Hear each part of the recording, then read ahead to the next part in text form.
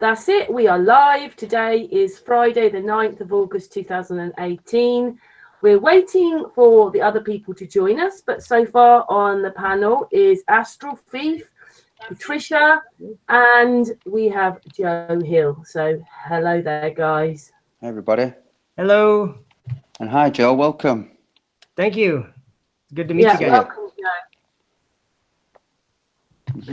Yeah, a few weeks ago I put some of your little videos out, didn't I, off Facebook? You were doing experiments and that was awesome. Amazing footage with the moon. Did you guys see the I just went to Florida and I was driving on the way back and I was going through Indiana and they have all those big generator fans or whatever. And it's just like a flat cornfield. And did you guys see that one at all? Where I think so. I just took video of the fan, like I was standing by one and it was like really big.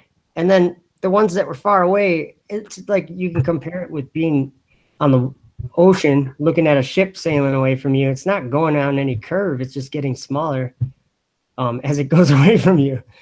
But that was a video. Maybe we'll get around to showing that. It's just like a simple observation. Well, it's also a bit strange, isn't it? Because we have this 360 vision, don't we? Yeah. At all times, it kind of follows us around, doesn't it? Pretty much. I mean, everybody in the world has the sun come up and go down throughout their day, every day. So I'm just saying that we all experience the same, very much the same thing, but maybe we might see different stars, or we might see the sun at a different angle, or slight things that are different depending on where you are on this plane that we live on. Yeah, how long have you... Oh, go on, Astral. I was just going to say, we've spoke about that before, about that it almost seems like the sun renders for each individual person, almost. Yeah. I think same with the moon as well. In a way it does. I mean, it is personal, and there's I think there is much more to the sun and the moon than what most people would take for. Well, ask a general person in the public, what do you think the sun's made of? And they're going to tell you, well, it's made of gases and it's an explosion and it's whatever, nuclear or plasma. Nuclear explosion, whatever. Yeah, it's. I don't think that it's that. I go to work in the mornings. I can look at the sun. I mean, I can look at the sun. I can look at it for like minutes. It's not gonna. I can just stare at it, and it's almost like looking at it lucidly. You can see kind of rings around it in the morning. Now I'm talking about 6:30 or something, 6:45. When you look at it in the morning, it's easy to see. It doesn't make your eyes water like at dinner time or anything, because come 11 o'clock, I cannot even glance up towards the sun. It's so powerful. Yep. I don't understand that. And what's going on there? The heat that comes from it. How can people not realize that when the sun goes down, it always gets cooler out? Most of the time it gets significantly cooler out when the sun is out of sight. That just makes sense to me. A few years back, the light and the sun are different things, aren't they? Yes, yeah, they are. And many a night, and quite often I see the dawn coming in, especially in the summer, like a few weeks ago when it was getting light at about 3:30, and the sun didn't come for another 2 or 3 hours. Yep.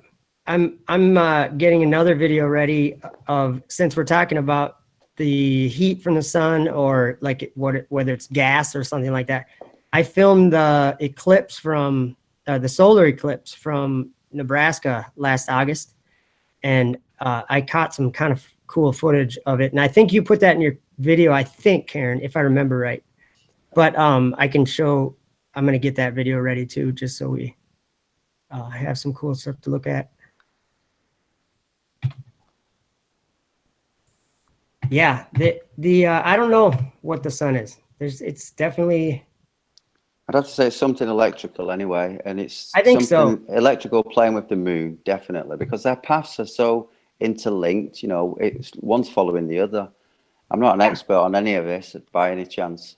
They're always we're all still learning, you know, and it's just nice to talk about things, because sometimes people get inspiration, or they get, oh, that's a thought, you know. I mean, I was thinking today, the moon, man, it could be a spoon, you know, the inside of a spoon. You've got like concave, convex, and something's happening. Why does it suddenly flip? You know, well, when you take a spoon and you hold it out, it flips. You get a certain distance, it flips, doesn't it? The image rotates, or like if you it flips. You put a dime. I think, I don't remember who it was that said this, but if you were to put a dime or a nickel onto the ceiling, stand on this side of the room and look at the dime. I think he said that. Yeah. Go to the other side. Yeah, probably. Go to the other side and look at it, and it'll be upside down. Yeah. My question is, when does it flip? At the equator, obviously, or whatever, right? But if you stand at the equator and you go like this, of course it's going to be, do you know what I mean? If you stand there and then you're looking at the moon, and no matter where it is, if you go to the other side of the equator, turn around and look at the moon, it's going to be, no matter where it is. I'll tell you what, this year, if not this year, 2018, and at least 2019, we'll solve this with the moon anyway, that's for sure, because so many people are onto it now. Yeah, a lot of people. So many people are. I mean, and the cameras are coming out, the telescopes are appearing again, and you know, this is going to be a big looking into the sky year. I'm sure of that. Well, it already is. Looking up for a while. Hey Joe, do you think things have changed this year? Do you think the positions of where things are in the sky are a bit different? I mean, when everything was going north, everything was getting warmer. But the last so many days, the moon was going much more north, and now we've got a bit cooler. I don't know. Everything's sort of different this year. I can't say that I've noticed much, but I do know one thing for sure. Mars, or that orange one up there, that's way brighter than it's ever been since I can remember. It's also, is it not also the closest it's ever been to us right now? Yeah. That's what they say. So this interesting thing, that it's a whole different path of conversation. It's not really as interesting as like the physical part, but those stars up there I think are part of like they're part of this globe deception. They're actually putting it on. Yeah. And I think what's going on is that NASA and SpaceX and these space agencies, that they're actually going somewhere with equipment, but it's not where they think they're going. It's not a place to explore. It's a prison that all these fallen angels, I don't know if you guys are familiar, but all these fallen angels took these celestial beings, took women for wives because they found them attractive, the human women, and they created offspring. And that's what the giants were. And so I think the flood had a lot to do with starting over again, ridding the world of that abomination, really. And it gets deep, but it's interesting stuff though, anyway. Joe, you know, before we came on live, we were talking a little bit about this kind of like this, more people are awake to the fact that there is, you know, a God, or there is a, you know, a creator after discovering flat Earth. Do you want to talk a little bit about that? Yeah, I think that's a great subject to talk about. Hi, Dave. And I there's Dave Marsh. Hello, Dave. Ooh, I got to go back there and see. Hi, Dave. You're muted, Dave. Your mic's off. On the screen, it's off. Oh, yeah. There we go. Try again. Hello. How you doing? All right. Sound. Let me just turn it down because my ears are exploding. Oh, what's that? It's dead loud in here, that's all. I'm just trying to turn down a bit. That's better. All right.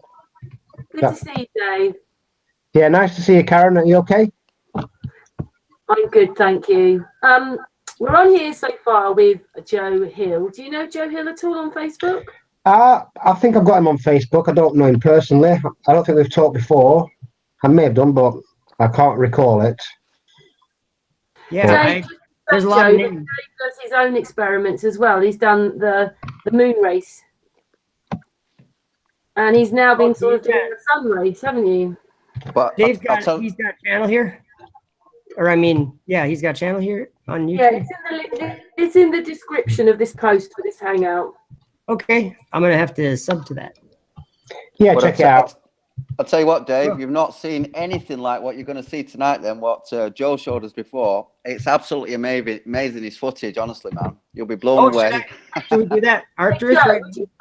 would you start with that star Yeah. that you showed us? Yeah, Cool. let's. Awesome. I That's look forward amazing. to it.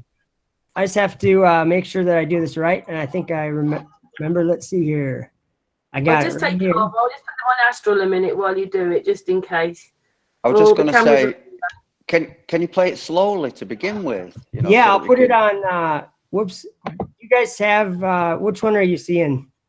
I can't tell. Yeah, the star. You are seeing the star. Oh, I got to click over to the other. Okay, there we go. Sorry. Okay, I'm gonna go full screen. Then we'll be able to. Okay, now we're full screen, right? Yeah. Okay, I'm gonna turn it to quarter speed then. Because yeah, I mean, the slower the better, I guess, for just for seeing the stuff it's doing. But yeah, this was as focused as I could get it. And if you look at the center, it's almost, I can't really describe what I'm doing. Something solid, huh? It's very, very interesting. And this is taken with a Sony. Oh, I don't have it right here with me. It's a Sony Handycam FDR AX33, and it's just a 4K nice Handycam. I made a mount to go on my telescope and view it through the eyepiece. So Cool. it's, You know, it Is almost that- looks octagonal in shape when you really can determine it. If you look Actually, yeah. carefully. I actually didn't notice that till you said that. It does. Is that through the telescope then, with the camcorder recording the actual telescope image? Yep, and it's actually just a mirror and an eyepiece, or a mirror and two little magnify whatever. I don't know all the terminology, but it's an 8-inch mirror. It's a Dobsonian telescope, so it's like a 4-foot long tube, and it's I always forget. Is the word convex? Yes. Mirror. Convex lens. So then when the light comes in, it bounces the light to the center about 4 feet away. That's the focal length, and then it goes and into the eyepiece at an angle. So then the camera's mounted at the front of the telescope. So isn't that cool though? Yeah, and I presume it goes backwards as well, doesn't it? It's mirrored. Yes, exactly. I should have told you that, or I should have said that. Okay, let's see here. I got to find my. Oh, I think I opened them up in the wrong thing. Oh, Yeah, I have a very similar image with Sirius, but I haven't got that centerpiece. It's just like the light, what's moving around. It's quite interesting. Let's see here. I got to go to another. I'm just here's a close up of the same one that I didn't. This is still private, so I didn't put it out there yet. But it was the same night. Just to say, Flat Earth Dude joined us as well. All Flat right, Earth Dude. Hey, Hello, Flat Earth Dude. hey Dave, It's pretty grainy right there. Joe, Karen, Patricia, Hello, Astrid. Ryan. Cheers all. I'm gonna. Joe Hill's here. Dave Marsh. You know Dave Marsh. Flat Earth Dude. You know Astron. You know me. But Joe Hill, if you haven't met him before. Should I stop sharing for a while here? No. Keep going. I'm gonna. Okay. Whoops. I think I already clicked. Or did I already click it? Yeah. Am I sharing Yeah. still or not? No, ended, I think. No, it's just a face. I'll just take it off you for a moment. Sorry about that. Oh no, that's fine. I'm learning how to do all this. I actually opened up those links in the wrong thing, so I'm gonna have to do that again the right way. Sorry. Is it cold where you are, Dave? Where I am? Yeah, you've got a fucking woolly jumper on there. It's a bit nippy outside. It's only a fleet thingy, tracksuit top. It's only a fleece, padded fleece. No, it's just a thin tracksuit top. It has dropped a little bit, the temperature, hasn't it? We've had 30 degrees here again today. I'm telling you. Yeah, it's been hot today. I'm working in a hotel and I've got to go out onto a roof, right? And it's black asphalt or black, tarmac, whatever you call it. What do you call it? Bitumen, towpap. And you just step outside and you immediately feel the heat from the roof, man. It's like, and you can just see it's melting. It's too hot. Seriously. It is definitely. That's one thing too, is the sun. The sun has to be like lighting up the sky, because especially lately I've been noticing the clouds, like really thick clouds have been making like nighttime almost behind them, where it's like shade, but how can you shade the sky? You know what I mean? It's weird. I almost think it's just like charging the gases. Like, I think that's Mike Helmick, I think, is where I kind of got that way of thinking. I think that it's like the inside of a light bulb or a fluorescent light bulb. It's sealed unit. It's a sealed vacuum. I've seen some cloud formations, especially at night time, like in the evening, 5, 6 o'clock. They've been so dark and like very almost you can't see through them. I mean, they're so thick and dark and very foreboding. But the color grey that they are, it's like you look at them like, man, what are they? I've never seen clouds that color or that form before. If you know what I mean. Very strange. I'll have to have a look, see if I've got some pictures here on there. I've seen the sky with clouds in, looking like the background of Dave's icon. Really weird color. I got some drone like that in the sky. Oh, I was gonna say I got some drone footage like right up in the clouds, some time lapses. I don't think I'm supposed to. But I do. Here's Mike. Oh yeah. Hey, there's Mike. Evening, Mike. I do like that subject that you mentioned, talking about people coming to the realization of a creator and that he made this place for us. Hey. Hello, Mike. You can take your mic off. Maybe that's a good time to chat about that, because we've got Mick Helmick on as well. Yeah, I know. I love Mick Helmick. Greetings, everybody. Mike here. Glad I could join you, David. Hey, we can't hear you, Mike. Talked to you in a long time. It's been a long time, Mike. Very, very long time. Yes. Maybe 6 months. Oh yes, glad to see you, sir. Joe, how you doing? And Patricia and everybody else. What are we talking about? The sun. Well, what's going on with the sun? Has anybody noticed that there's been a cool breeze, but the sun seems unnaturally hot for some reason? It's just kind of different. Has anybody noticed this, or it's just me? No, I've noticed it's been very hot. Yeah, it's been very, very hot here as well for the last 3 or 4 weeks. I look like I've been to Spain for like a couple of weeks. Isn't that crazy? Yeah.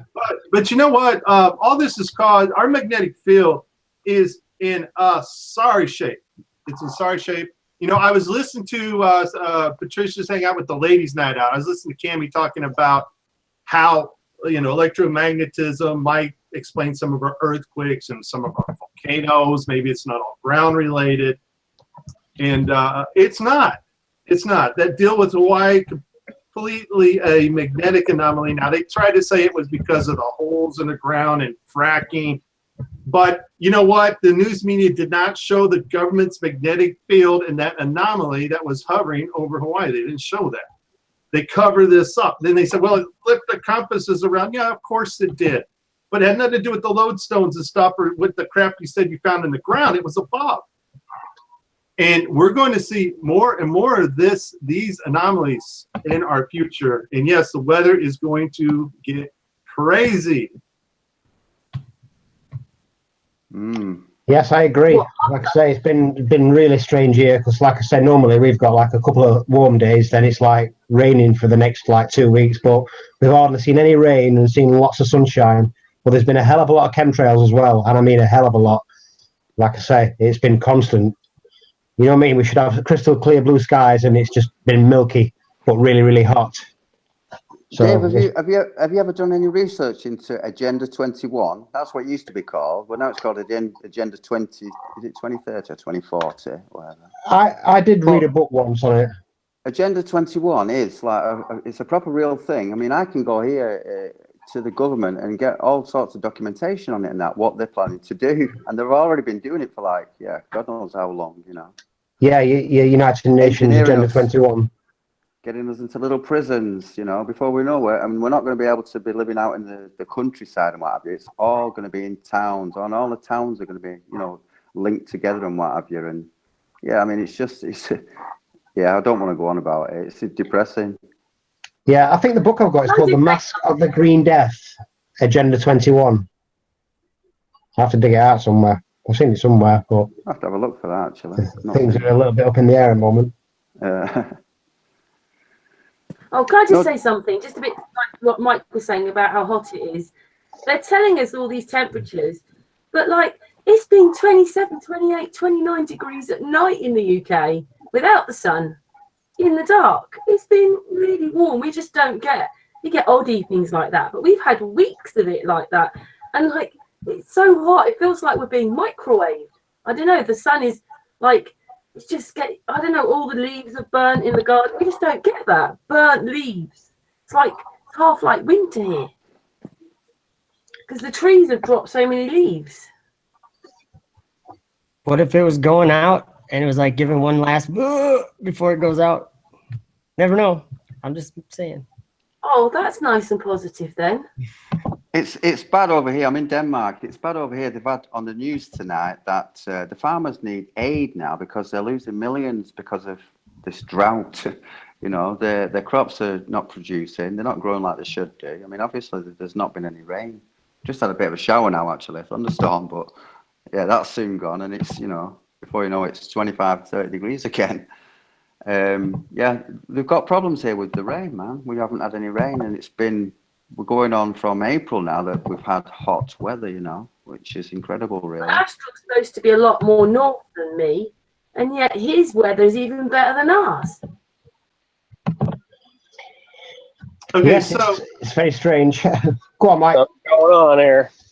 okay, so from a globe earther point of view, they are now starting to pump out this idea of a grand solar minimum. Okay, they're blaming these anomalies on a natural phenomena that occurs every 200 years. Now, I don't know how they know that, but basically they're just using the amount of sunspots people counted 200 years ago, and they're counting the same sunspots today. And what they're saying is the sun has shut down. Okay, the sun is just shut down, and so now we have this big positive electromagnetic wave wreaking havoc with our own magnetic field and doing some very strange stuff. For example, Russia, in a lot of places, flocks of birds have just fallen from the sky, not only certain species of them. But what's happening is what you guys have been talking about, rapid temperature changes. Super hot one day, then all of a sudden it's down into the 40 degrees Fahrenheit, which is colder the next day. And what are these bird scientists are saying, as they're flying along, all of a sudden they're hit with this cold, and being a bird, they go into hibernation mode. Okay, but the problem is they're not waiting until they land somewhere to do this. They just automatically go into that mode, and they fall from the sky and smash their beaks on the concrete. We're seeing flocks of birds being electrocuted now because our magnetic field's wavering, creating two dipoles, which kind of operates like a microwave and sending a brief flash of plasma or electricity, lightning, if you will, into flocks of birds, and they're just falling out of the sky dead. Not disease, not burn, nothing, but just enough voltage to stop the rhythm or cause arrhythmia of their heartbeats, and they're just falling dead out of the sky, electrocuted. So how much of that is caused by spraying the chromium and barium since the 80s? How much of that is natural How much of that is due to maybe they having a 0-point energy source messing with scalar waves or microwave weather machines? How much is I don't know. But what I do know is what is going on now is affecting not only marine life and our bird life, but a lot of people are noticing. A lot of people are taking pictures of the sun's got double rainbows now. Some people have claimed that the sun has skipped in the sky, but that's because it's just our magnetic field wavering, and as light propagates through our field, the waves, and our field shifts suddenly when it normally doesn't, it's going to look like the sun's skipping. Some people are now claiming that the sun didn't show up at all for a daytime. You know, there are 3 different reports in different areas about that, like where the sun just never came out. Where's the sun? We know that in Switzerland, for some odd reason, January 14th, the sun did not come out. Okay, so that's kind of weird. The government shut down all the cams, and I put this on this here before in Sun and Moon group. But you know, we're noticing some things, and you know, just it's a sign of things to come. And I'm reading. You know, they have their weather machines, they got all their plans, but I'm not 100% convinced that they're totally in control right now. I think they've damaged some things that they're not going to get back, and I think they're kind of panicked about it. Well, Mike, I think you might be right there, because I think this magnetic field is having an adverse effect on one of our old friends, Chris Monk-Seeley. I don't know if you've been following his posts lately, but he seems to have developed a serious case of globulitis. So I've just been looking through one of his posts he did recently. Yes, what happened there, Dave? What happened? Your guess is as good as mine, but his recent post on the Earth's magnetic core is basically saying now that there isn't a magnetic core at the center. And I'm sure you know Dr. Zach. Dr. Zach messaged Chris with concerns, and I'll just read you the last section of it. It says, "Come on, Chris, what made you change your mind in one day? I really thought you were joking at first, but damn, bro, what happened to you? Whenever I open Facebook, I see your posts about the globe, and they are all hypotheses and assumptions, and nothing is real. How the hell would you know what's inside the Earth? How the hell would you know what's inside the sun and the moon and the stars from Earth? How the hell would you even know that they are round if you were never been to them to see the other side of them?" That's just a little short message from Dr. Zach to Chris. And like I say, there's been a lot of posts where Chris has been just dropping little hints about the Earth being round and there being curvature and there being a core, and it's given me concerns, really, because like I say, we all know that some of the work that Chris did on Sun and Moon in the past was amazing, and I'm sure you all agree on that. And I'm just interested to find out exactly what has happened to our man Chris Monk-Seeley. Okay, well, I'll explain to you what happened. First of all, I have Chris on Skype, talked to Chris quite a bit. And, you know, I'm not going to dog him out, man. The guy has done some amazing work in the past. He has. Okay? He is a globe earther now. But the only reason why he is a globe earther because he's more so into electromagnetism than he is a globe earther. And here's the thing. Our electromagnetic field, we know there's a positive and negative, does not work at all on azimuthal equidistance. Well, we know that. Each field, all right, needs what? They need a positive and they need a negative, right? For it to work on the azimuthal equidistance, there would need to be like hundreds of magnetic fields that go all the way around the map just for it to even work. The magnetic field is also needs to be a toroidal wraparound, that circle. Toroidal circle, circular. Okay, so in Chris's mind, there is no possible map to make a proper magnetic field with 2 dipoles work unless it's a globe. And so he cannot reconcile a magnetic field of any type without putting that around a ball. That's why he believes Earth is now a ball. Now, he didn't say it's spinning, but he believes that because of the magnetic field, it has to be round. Has he not seen my Luna Lima? with 2 poles and 2 vortices? No, explain that. Well, basically, the sky is broken into 2 sections. You've got your northern circuit and your southern circuit, and from my research, what I've seen is that the moon or the sun, I'll base it on the moon because I've done all my research based on that, will spend like the first 2 weeks in the northern circuit, and as it gets southern declination, it'll pick up on the currents in the southern circuit, and it'll be circling that. And if you look at my presentation from about 45 minutes onwards, I've done a full presentation, and I've showed the lunar lemma, very similar to the sun's analemma. I've also shown from moon calc that the moon does spend 2 weeks in the northern circuit and 2 weeks in the southern circuit. And if you've seen my readings, what I've all compared with moon calc in the past, thousands of readings always match up with the azimuth and the declination angle. Yeah, backing that up. So I would suggest that, you know what I mean? I'm not saying the circle model is correct because I know it's not correct, because the sun rises south of the observer in the southern hemisphere on December the 21st, and it sets south of the observer, and it's visible for 18 hours in certain latitudes, like in Ushuaia or places like that. So what I would say is, yeah, we know that there's no measurable curvature over large bodies of water. That is a fact. Yeah, there's many people doing experiments, laser experiments, seeing buildings, mountains from distances that would be impossible on a ball, regardless of the size of it. So what I would say is, maybe you need to look at it as a realm, yeah, with a celestial sphere. Why not? Well, there's certainly. Oh, go ahead. I'm just going to say that's my take on that. You know what I mean? Yeah. Why would you go back to a globe when you know there's no measurable curvature? That's the best point, is the water. There's no curve. The water doesn't curve. What I can't understand, Dave, is how can anybody? I mean, you must be the only person ever on the face of the earth that's ever done that. No, I know another one. I know 2. All right, so there's 2 then in the whole of mankind that's done it. I mean, what, you don't become a flat earther and then say, actually, I was wrong. We're not wrong. There's no curve. You can see 8 inches per bar squared. It's just there is no curve. As many times as it's been tried and tested. How many times? I know thousands at least. You know, a few times, yeah, thousands at least, I'm sure. And it's not been found. If anyone can find the curve, please let me know, please. We got money on it.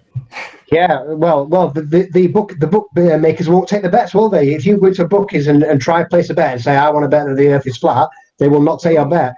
You can bet that Elvis is working on a building site in Bradford. Yeah, they'll take that bet, but they won't take your bet that there's any measurable curvature. They just won't. Because, Dave, they'll know that Elvis working on a building site, they've won that bet, haven't they? But the earth being flat, that's... yeah, like I say, you can bet on it snowing on Christmas Day in Trafalgar Square, but you can't bet on there being no measurable curvature. It's a bit strange to me. It's because they know that they're going to lose, man. Yeah, the truth cannot be stopped or hidden. They won't take a bet that they think they're going to win on. They've got to, I mean, that they think they're going to lose on. They'll only I mean, if it was a fact that there was measurable curvature, they'd take that bet. Simple as that.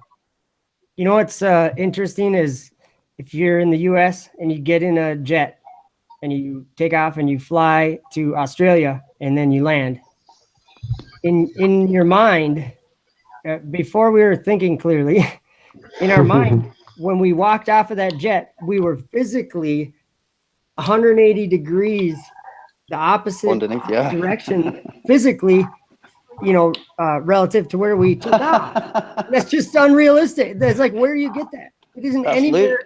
Now that we're aware to the fact, we're just, I mean, how stupid were we? How dumb, really? Yeah. I mean, everything that we've heard before, our indoctrination, I mean, wow, it's just... Just on the back of that, I mean, we're in 2018 now. They apparently landed on the moon in 1969. I'm sure you've heard this before, that in this day and age now, we should have like a 20K camera, UHD, fixed on the moon, watching the actual ball Earth spin on its axis. You know what I mean? With the moon being lunar locked to the Earth. Yeah, we don't get that. And then we would see planes flying upside down in Australia. Because Yeah. the Earth would have to be one way, wouldn't it, from the moon? Yeah. So which way is it? Is it one way or is it the other way? That's the question. I was just going to say it'd be nice to see the Earth actually from the moon, because let's suppose that well, now that Trump wants to have this space force and what have you, if we were to be under threat from aliens or whatever, we've got a bloody camera there on the moon, on the moon, facing Earth, and we can say, hey, look, someone's coming, quick, phone the president or whoever. Phone Space Force. Luke I call it Skywalker. space force. That's the whole deception, is to that those 7 planets or whatever. I think that they are bound there, like, because they broke the rules. Like, all the stars of God have their courses like perfect around Polaris, except for those ones. And if you think about it, it's like if they transgressed and God bound them there, and then John in Revelation said that Babylon was a habitation for devils, a prison for devils. And I'm going, and then the 7 mountains on that she sits on, I think it was John in Revelation 18 or Revelation 8, he saw a burning mountain of fire get thrown into the sea, and it turned the sea to blood or something. And it's just like, to me, they're mountains burning fire to Enoch too. So I think that they're doing the deception, and they've taken the form of molten images just so we think there's a vast universe. Exactly. When they're right there. Yes. That's my thoughts anyway. While we're on that subject, there was another thing what's been bothering me lately, because I don't know if anybody's got a P900, but what I'm seeing a lot of people posting like images of stars and wandering stars out of focus, and saying, Yeah, me too. and saying, yeah, these are the real images of Mars, and it looks like a hexagon when clearly it's out of focus. I think we're friends on Facebook then, because I think I've seen, and I think some of the stars do look like that. Yeah, some do. Yeah, you can't get the focus on some stars because they've got that twinkle to them, and they're like they're constantly in motion. Flashing color. But when you focus on something like Mars, I see orange and blue when I look at Mars through my telescope. Well, I'll get a video of that. I've just got like an orange dot, basically, an orangey ready dot. Now, somebody's sharing like a hexagon image, and I'm telling them that that's out of focus. And what it does, it makes people like us, as flat earthers, look a little bit silly. Because when you start sharing that to people, you know what I mean? They're looking at you thinking, wow, they think that's in focus. You know what I mean? You know what? I agree. I'm not being horrible about it. I'm just saying, look, I'm actually showing him a picture of Venus in focus with the phases, and a picture of Venus out of focus, like a big blob. And then we've got somebody like Alexis Mercator, who's been a flat earther for well over 2 years. And he's saying, no, your shots are real. That is the real Mars. Well, we know that's not the real Mars, because once you learn how to focus the camera and use it properly, then you'll see that, you know what I mean? That's not the real Mars. You're just kindly giving advice about something you know. And that's exactly, really you know what I mean? Yeah. I did the same thing when I first got the camera. I have a P900, and I have to use the manual mode. Like for Venus, I actually have footage on my channel of Venus in a crescent. Yeah, so do I. And so that's proof that the P900 can focus on it, but it wouldn't focus on it unless I did it myself. No. Same with Saturn. To catch Saturn's rings, you need to use manual focus. Otherwise you'll just get like an egg-shaped blob on your screen. Speaking of Saturn's rings, you guys want to see Saturn's rings with my iPhone 6S through my telescope? Yeah, sure. Is it okay if I do a screen share then, Karen? Yeah, it is. While you're doing that, Stan wanted me to add something. So, Square and Compass as per Morals and Dogma by Albert Pike. So I just play this while you're getting that up. Okay. I'm only going to play the volume, okay? He just wanted me to play it. Come on, Stan, where are you? Do you guys see my screen there? Oh, I was just gonna play it. Oh, I'm sorry. You want me to wait? I'm sorry. I'll go No, here. you and carry on. I'll play it afterwards. Oops, I just stopped. So go ahead. I'm sorry. I think I I've thought you got were to saying mess around with my something mixer. I don't think it's very I need to turn that one up. Okay then, I'll start again. You're only listening. The square, which is one of the measurement and holy devices of the Freemasons. The square is a right angle formed by two right lines. It is adapted only to a plane surface and belongs only to geometry, earth measurement, that trigonometry which deals only with plane and with earth. Who's Hey. eating crisps? Please stop or mute your mic. Spherical trigonometry, the science of the spheres and heavens. And the former, therefore, is an emblem of what concerns the earth, which is the square Is that you, Karen? body. The latter is what concerns the heavens and the soul. That's it. Did you want me to play it again? The square, which is one of the measurement and holy devices of the Freemasons. The square is a right angle formed by two right lines. It is adapted only to a plane surface and belongs only to geometry, earth measurement, that trigonometry which deals only with planes and with the earth, which the ancients supposed to be a plane. The compass describes circles and deals with spherical trigonometry, the science of the spheres and heavens. And for the former, therefore, is an emblem of what concerns the earth, which is the square, and the body. The latter is what concerns the heavens and the soul. That's it. Yeah, that's pretty cool. Any thoughts there? That's from C Proxy, by the way. It's on his channel. Yeah, it's clear to see that the people at the top of the triangle know exactly what's going on and know exactly the shape of the earth. You know what I mean? So that's pretty clear to me. That is.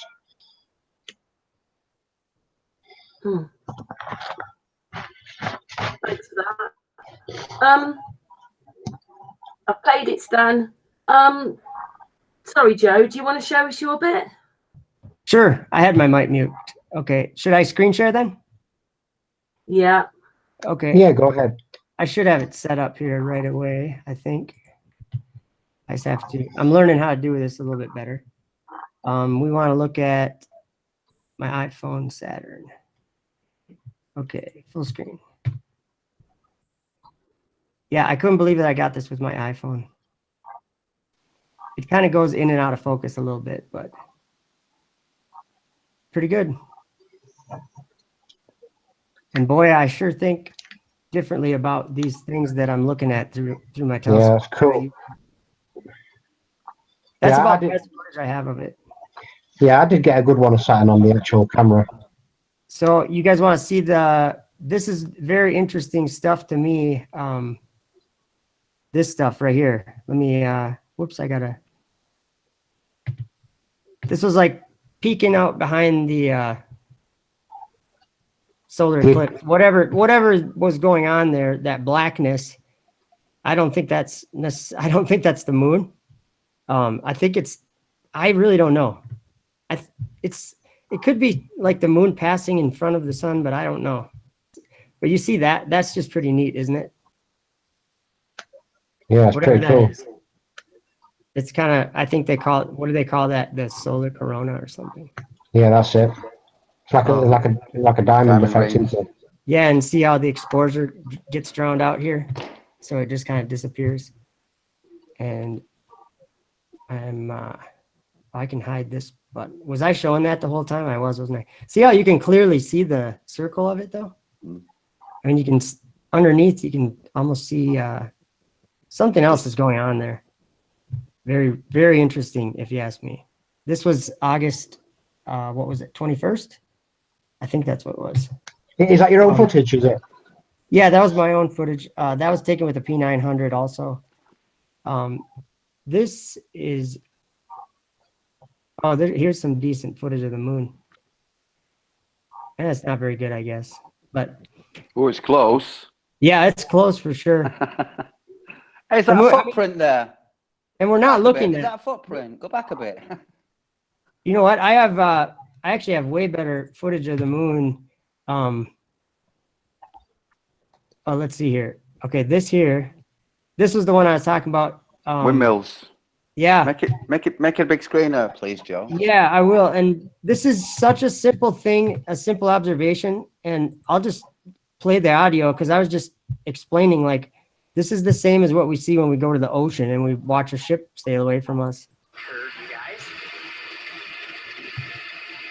they're getting smaller as they go away from you. Mm-hmm. It's just a flat field. That's close to us, we have to look up at. These other ones are so short. All it is, you're not going over any curve. That was really good having that one, the big one in the front See how there. far back? See how far back these are right here until they fade away. There's nothing, just nothing to see at a certain point because of the air is too thick. You know what I mean? You've given me a nice. What distance are them at? I really like. I don't know, but I mean, I know that like this one here. Whoops. Yeah, like this one here has to be a few miles away, I'm guessing. But yeah, because when I went to Cromer, the ones what were 20 miles offshore, the Dudgeon wind farms, you could see them clear as day with the naked eye, and you could see all the actual pole on it as well, and all the propeller on nearly every single one there. And this is exactly what happens to a ship when it's sailing away from you. Its angular size shrinks the same way, and that's one thing that we could do. We could take a plotted area where these fans are and mark out, basically figure out all the distances, go there with a camera and point the camera and compare that with a ship with dimensions leaving. If we had distances on that, we could compare those, and I guarantee you they're going to be the same angular size shrinking. You know what I mean? For distance. Yeah, I just went to Cromer 2 weeks ago, and I tried shooting the wind farms offshore at Skegness from 39 miles away.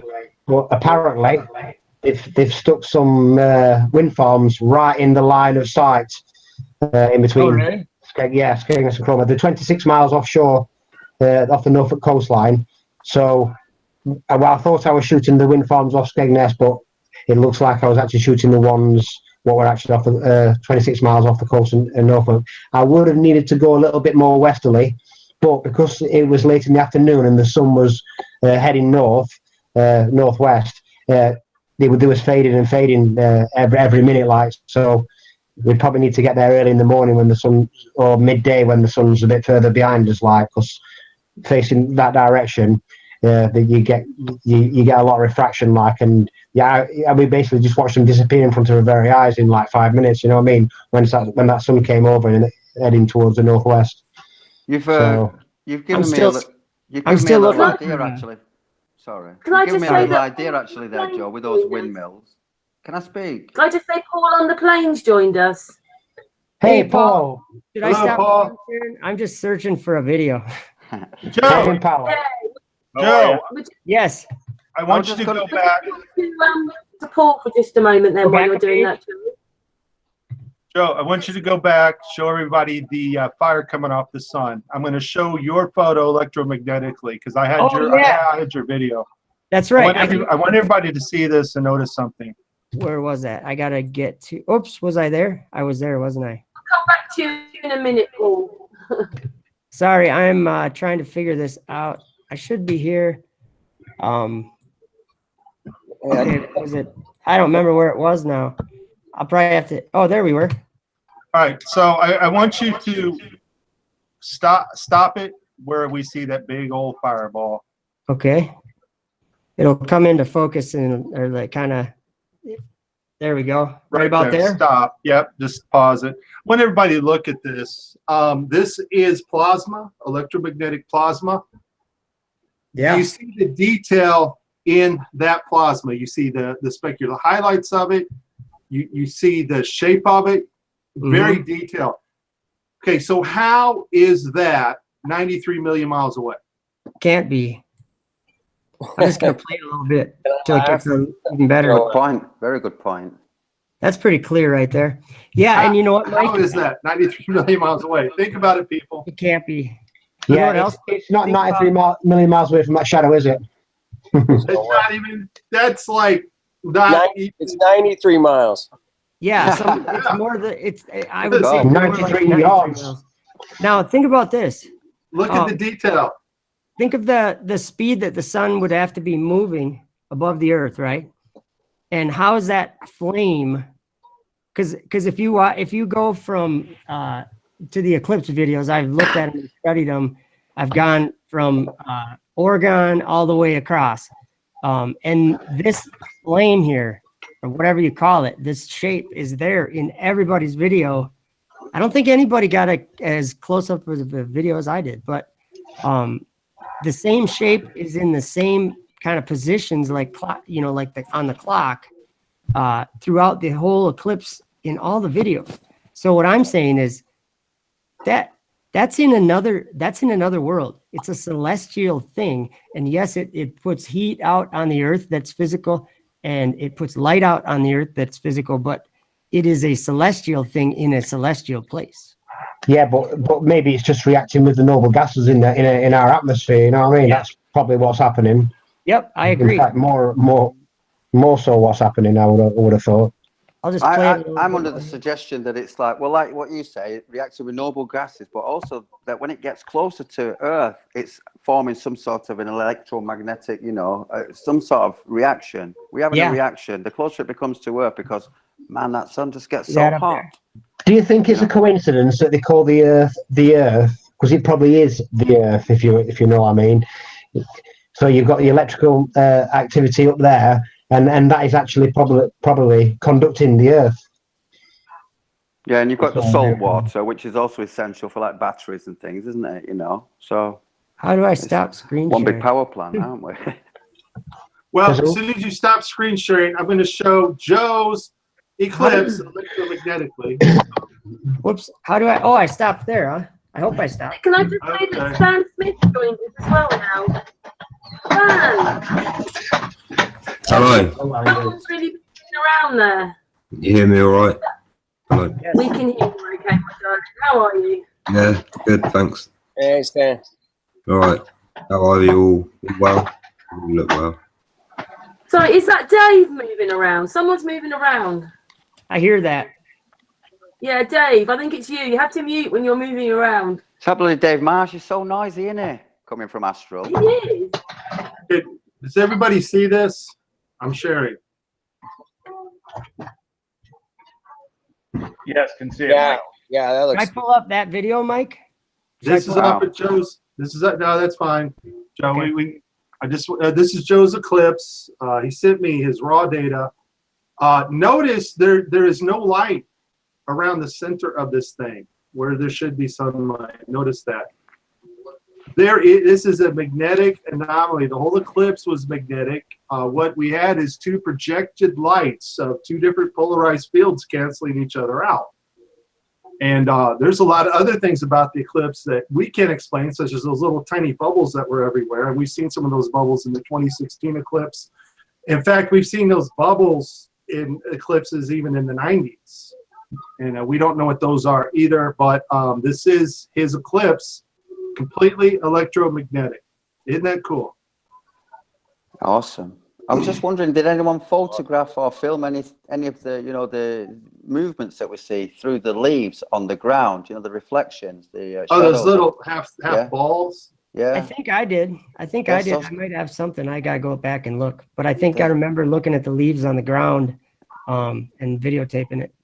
Yeah. What are they for a weird phenomenon? It's just so strange. Yeah. There's so much proof, you guys, that this. Now, what are the chances that, like this would take like a huge miracle? But I'm just saying, what are the chances that this all just happened?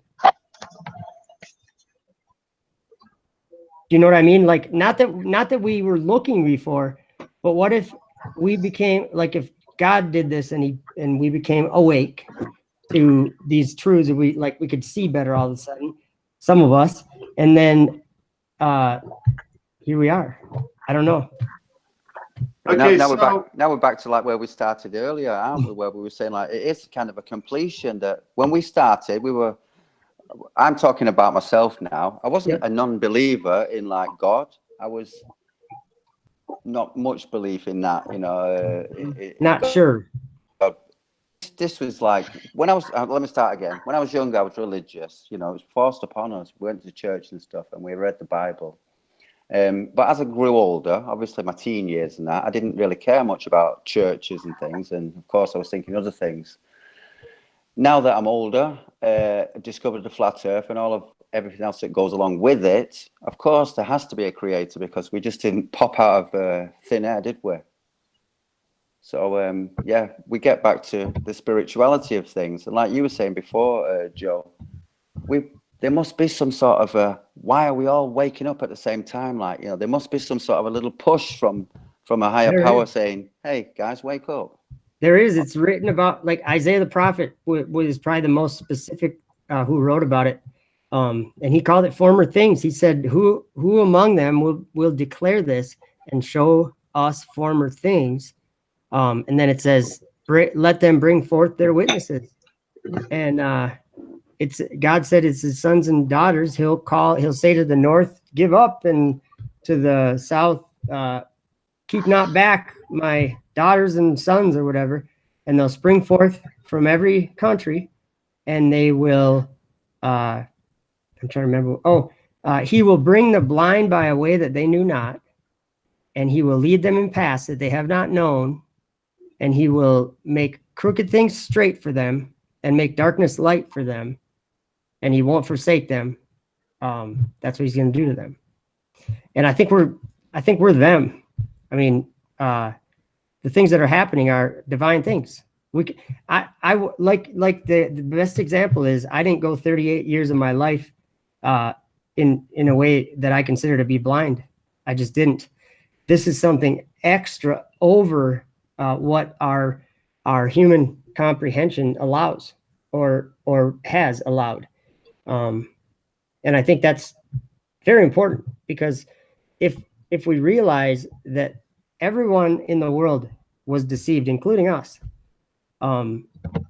then this story in Revelation starts to make a lot of sense, where the whole world was deceived, and especially when they were deceived by a miracle of, like a satanic miracle of fire coming down from heaven, from a beast making fire come down from heaven on earth in the sight of men. And that, I'm just looking at the Falcon 9 going, there it is. We're watching it happen. But crazy stuff. And Mike Helmick, those are the solar bands, right?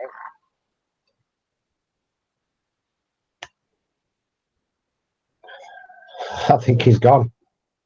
He's there, but his mic's on mute. You're muted, Mike.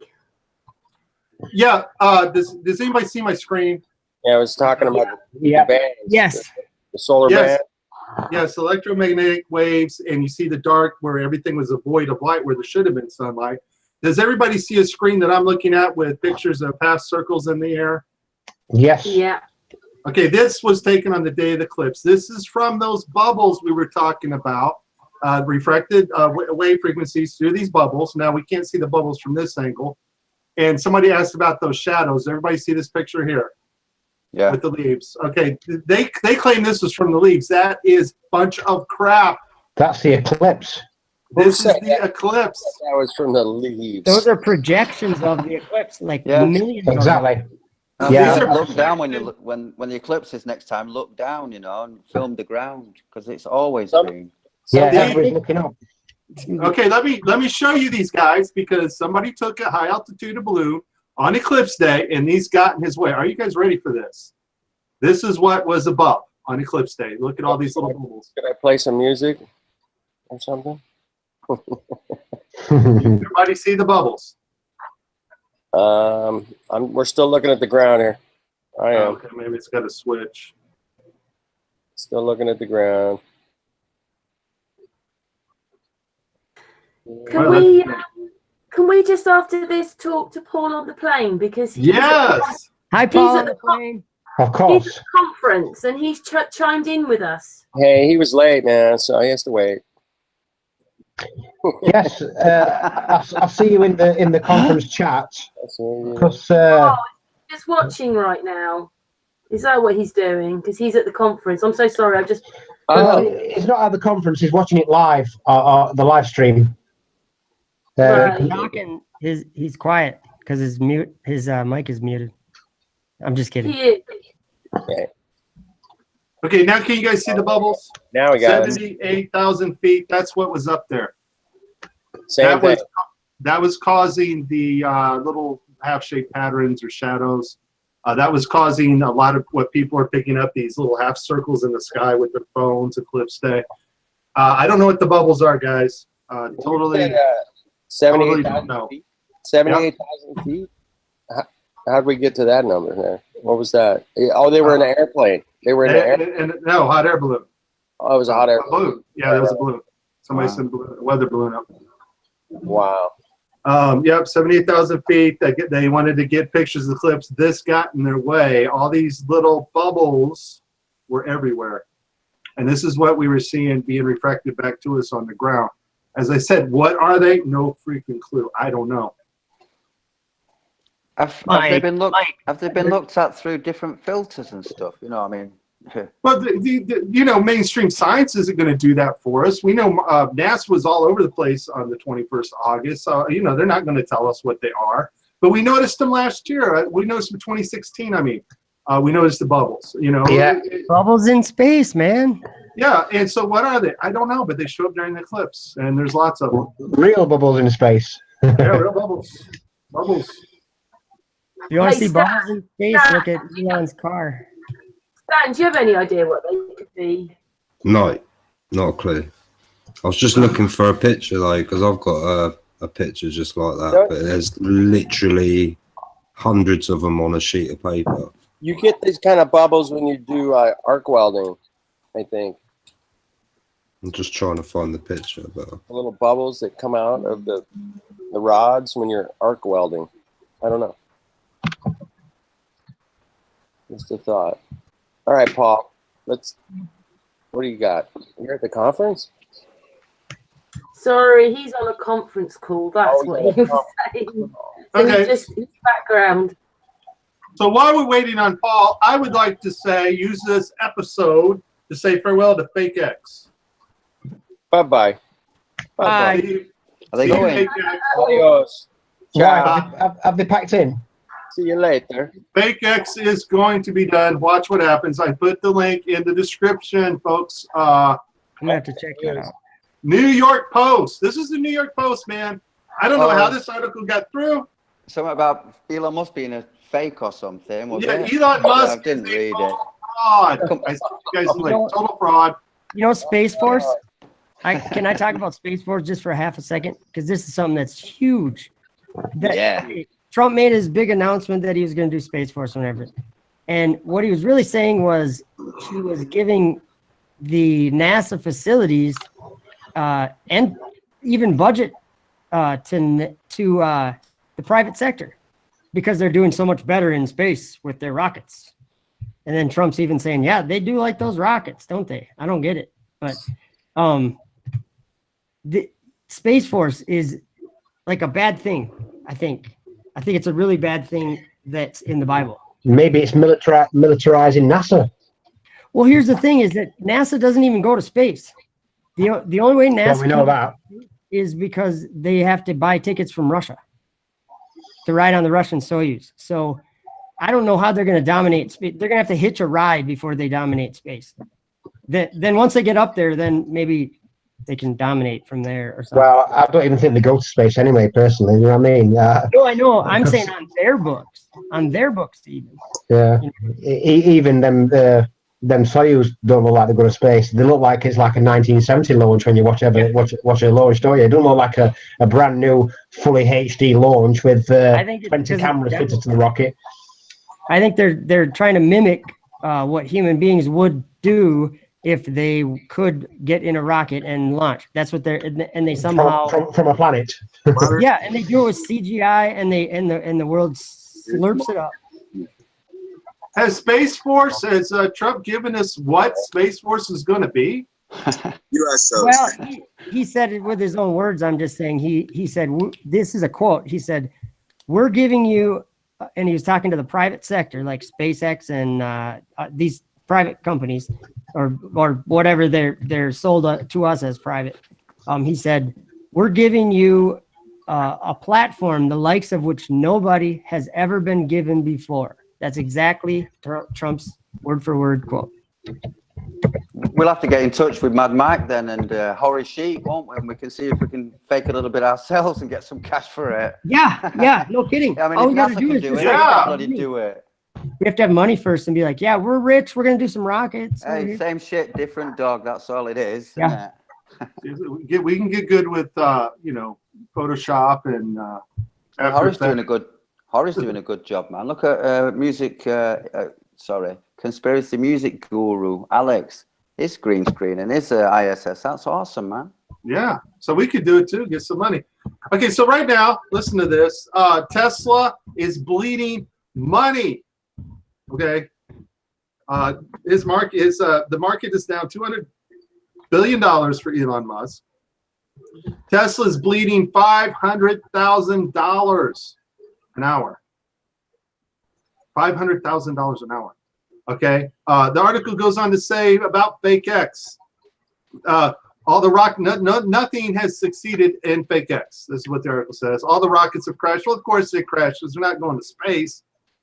But there's no market for Fake X. Supposedly they were going to put satellites up for companies, at $500 million each. But we know they can't go up there. There's no money coming into Fake X. The only place Elon gets money for Fake X is the $4 billion a year our government hands them to do Fake X. That's it. Now, Elon Musk is pissed off his stockholders. He has upset everybody by using the words pedo and saying some crazy comments. And I would just like to take, he's got this Hyperloop, this crazy underground train that's supposed to go super fast. Folks, we've had that technology since the 50s. Okay, we had the technology to make a vacuum packed train to travel from New York to California or LA within hours. But you know what? Even though we have the technology, it's just too cost prohibitive. We can't afford it. Nobody could afford to ride that train. This is what happened to our supersonic jet. Remember, way back we had a jet that could cross the Atlantic in 3.5 hours. That thing's gone too because we can't afford it. Can I just add something? What about Richard Branson a few years ago? He had this Virgin Galaxy or whatever it was called. Virgin Galactic. Yeah, that's it. Giving people who got the money trips into space. Whatever became of that? It's all bollocks, man. It's never going to happen. Yeah, they've just done another test apparently last week. It's still on schedule for 2050. As far as contracts go, Boeing has contracts to go to the ISS now, and SpaceX Dragon 2, the Crew Dragon, in August. This month, they're supposed to do a test launch with the Dragon 2 for the Crew, and then next, or maybe the month after next month, Crew.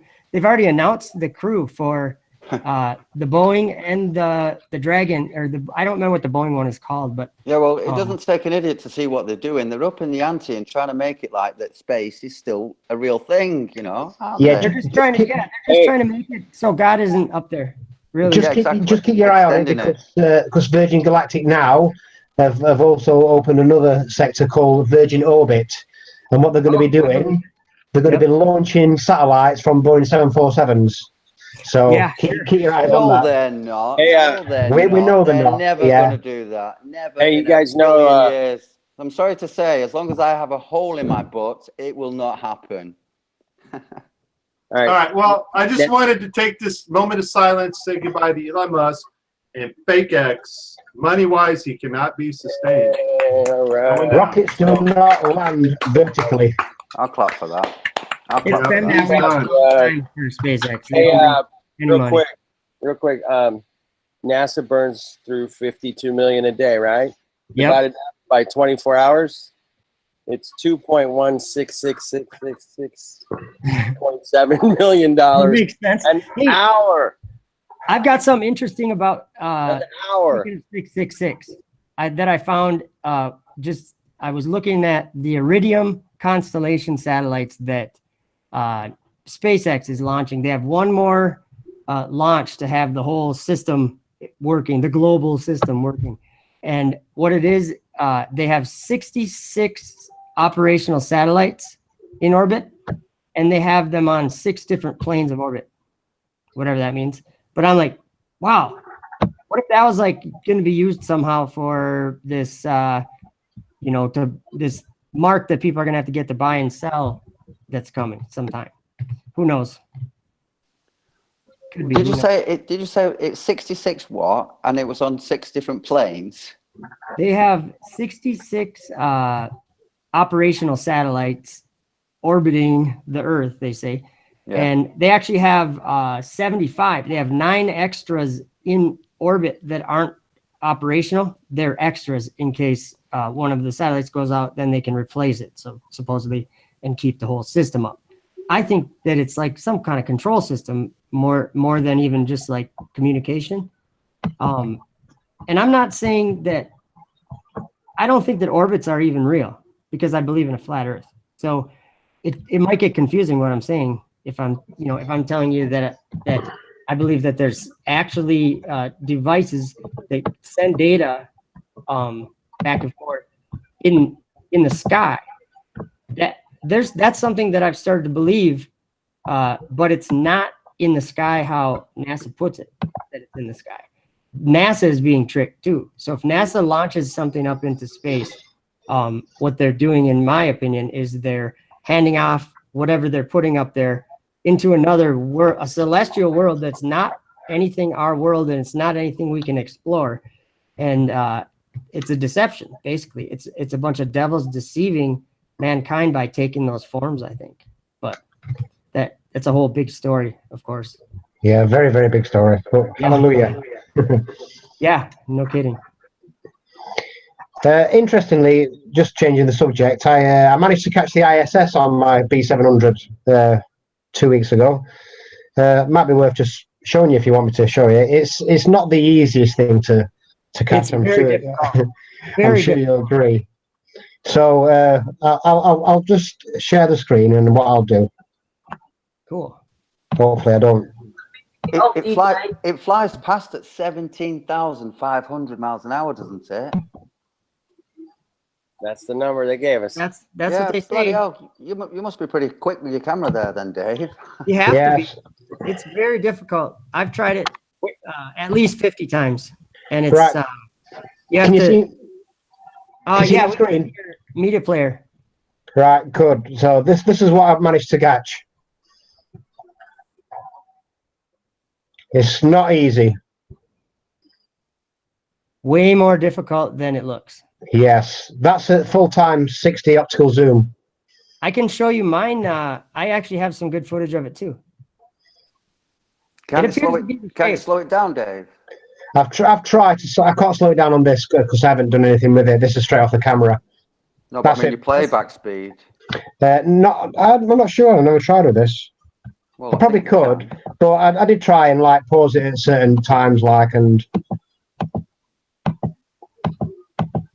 Don't you have like a little button that plays it at at half speed or something? It does look like there's like 2 parts to it sometimes because it like splits, if you know what I mean, when you pause it at the right time. So I'm thinking there's like 2 parts to it, but I could be wrong. Like that. I'll show you I'll pull up the footage that I got, and maybe when I get it pulled up, I can show it. But yeah, I'll stop sharing now. It'll take me a second to find it. All right. So while I was doing that, let me explain this ISS garbage. If you looked at Dave's video, you saw a brilliant point light. There is no way at 249 miles, 400 kilometers up, is that ISS going to be lit by anything? Not when it's blocked by the Earth. If it's on the dark side and you've got the light side on the opposite side, and it's 250 miles off the globe, it's going to be like a gnat's cock off a basketball, isn't it? You know what I mean? How the hell would you reflect off the solar panels the light from the sun? It'd be impossible. because the Earth would be blocking the light, surely. Right. Because I've seen it every 90 minutes, like fly over here, because it's been over every night, like so. Right. So there's no ISS up there, folks. So what's your thoughts on that, Mike? What is that light? Is it a natural phenomena? They Could have it be a matched, natural phenomena? right. They have matched the speed. The speed's correct. We know that. It's the beast that was and is not. But we also know that more than likely it's a projection of some type. And, But the physical, attributes of it aside, it's a deception. That's I know that it's a deception. Whatever degree of deception it is, you know what I'm saying? To me, and what I'm reading in the Bible, it's clear that is like the thing that the people wonder at, that are fooled in the world. They wonder at that beast when they behold it, when they see it. So to me, it's like, yeah, we see it going over, we film it and everything. But like Mike said, it's a point of light. And I've even filmed. I couldn't find the footage, but I'll try to find it. I filmed it where it looks kind of like that shape. So whatever they're mimicking, I think it's devils doing it from, and I think even Revelation speaks of that. Like every time you do that, it picks up on the Hangout, and it's Mute. So when you have to mute when you're not talking if you're gonna, because you're on your phone, aren't you? I think he muted now. Sorry, Dave.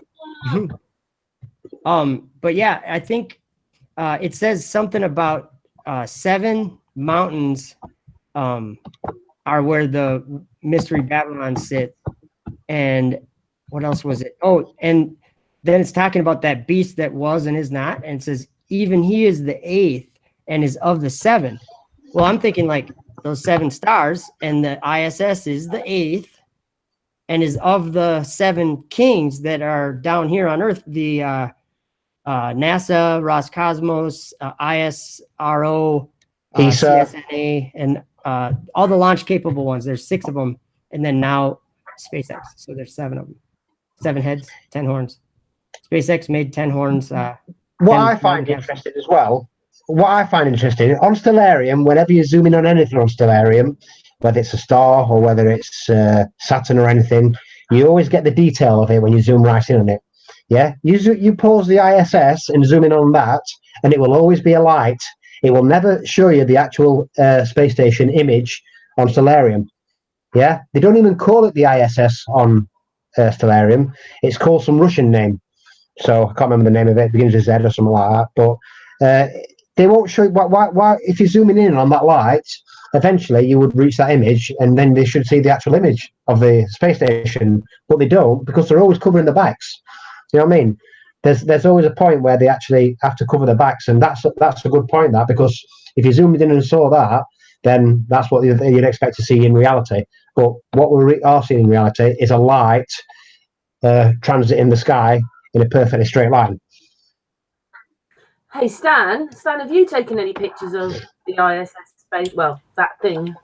Yeah, I filmed the ISS with my P900.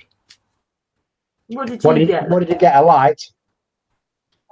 You got a vague image of the ISS, but it was so quick and it was unexpected. I just was like, "What's that?" Started filming it, and then was that the same? And then I had to get it stabilized so we could see what I'd actually filmed, because it was just so shaky. I found my footage. I can show it. It's decent. I mean, like, yeah, go ahead, Joe. I was going to say, don't you find it's like a little bit translucent? Almost like yeah. It's almost it's looking like a hologram to me, definitely.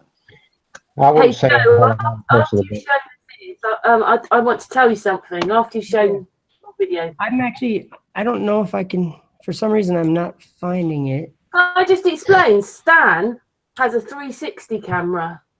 Oh yeah. Have you heard of Stan before, Stan Smith? Yes, GoPro just bought a 360 camera out as well, haven't they? It's not cheap though. It's about £600. Oh wow. Yeah, I want the Garmin. That's what I'm saying. Yeah, you want the Garmin Vibe, don't you? Yeah. Verb. Yeah, that's it. Verb. That's the next on the list for me. That is. Just explain to Joe what you've done. your reality set goggles, Stan? Yeah. Well, a 360 camera doesn't just film where you're looking, it films everything. So that's what we've been doing, time-lapsing everything, so you can analyze it at a later date. I have one of those 360 cameras, and it's cool stuff you can do with it. It takes a long time to process the videos if you want them to be interactive or whatever. Yeah, it does take a long time just because there's so much data there. Yeah, and it's a huge file too. I've been doing it for almost 3 years now, every day. Oh wow! Yeah, So you have quite a collection. Yeah, I think I'm up at about 4 terabyte now. Wow, that's a lot. Hey, Stan, I know that Joe's going to look up something in a moment, but I was trying to just share, quickly show us a little bit of one of those videos. You know which one, with the 360 in it, just so that yeah, Joe can see it. Yeah, I don't know. I can't figure out how to screen share the right page. It wasn't showing up on the application window. Oh, there it is. I think there it is. Should I just show it really quick? Or do you want to go on then? Stan can show you a bit of his 360 if he doesn't mind. Yeah, which one of us should go first? I found it now. So go on, Joe. You go first. Okay. I'll just show you. This was just a video I made not long ago. It's only 46 seconds, so I'll just play it, I guess. You can see stars in the background here. Wait, how do I do this? Okay. You can see it's the shape of something, but it's just a light. Whoops. I'll get it back in view, and you can kind of see it touring past a couple stars, actually. There's a star, and you can see it going right by it there. See that? There's another star. So whatever it is, first of all, what they say is that it's 2,000 miles. I mean, not 2,000 miles. What am I? 250 miles up at 17,000 miles an hour. Yeah, it's Can you just imagine something being on that thing? I just don't If it was buy real, that. imagine being on it. It'd be Yeah. impossible. When you're on it, you're so happy. All those astronauts up there are so happy. Uh-oh, what am I doing? I'm trying to stop screen sharing. Am I still screen sharing? Yeah, it's Yeah, normally you at the bottom. I'm sorry. Whenever I hide that button, then I can't figure it out. Oh, I just got to hit this button. Okay, sorry. I'm learning. Stan, have you got a bit of your 360 to show? Yeah, a little bit, yeah. Yeah, show the three. There we go. You see that? Yep, we can see it. So what you can do is, hang on. What you can do is you can pause it like it's paused now, and then look anywhere you like, and then you can go back and, you can pause time. So it's a great tool. It's unbelievable. So we've been using it to track this, what the sun and the moon are doing. The angle and stuff. Wow, That's everything. awesome. That's Someone just wrote in the chat that Lidl are selling them for £80 next week. These 360 cameras. I might have a look actually. You can buy a Samsung 360 gear now on eBay for 55 quid. All right. So that's the one I have too, is a Samsung Gear, I think it's called. Yeah. Yeah, that's what this one that you're seeing now is just a cheap Chinese one that I've had flung on my roof for the last 3 years, and it's still working, believe it or not. It's been out there in every bit of weather you can imagine. Wow. Hot weather, cold weather, rainy, windy. It just sits there every day. Pretty good. But yeah, the Samsung one, I have chucked it out in a thunderstorm as well, and it is water resistant. Well, it still works. So, you can chuck them out in the rain. Stan, will you show a little bit of the actual in the goggle stuff? In your reality goggles? Yeah. Just in case Joe hasn't seen this, I know that Dave has, and Flat Earth Dude has, and Mike Helmick has, and Patricia has. I don't know about Paul on the plane. And I know that I'll stop sharing just in quick and case- then I'll find it.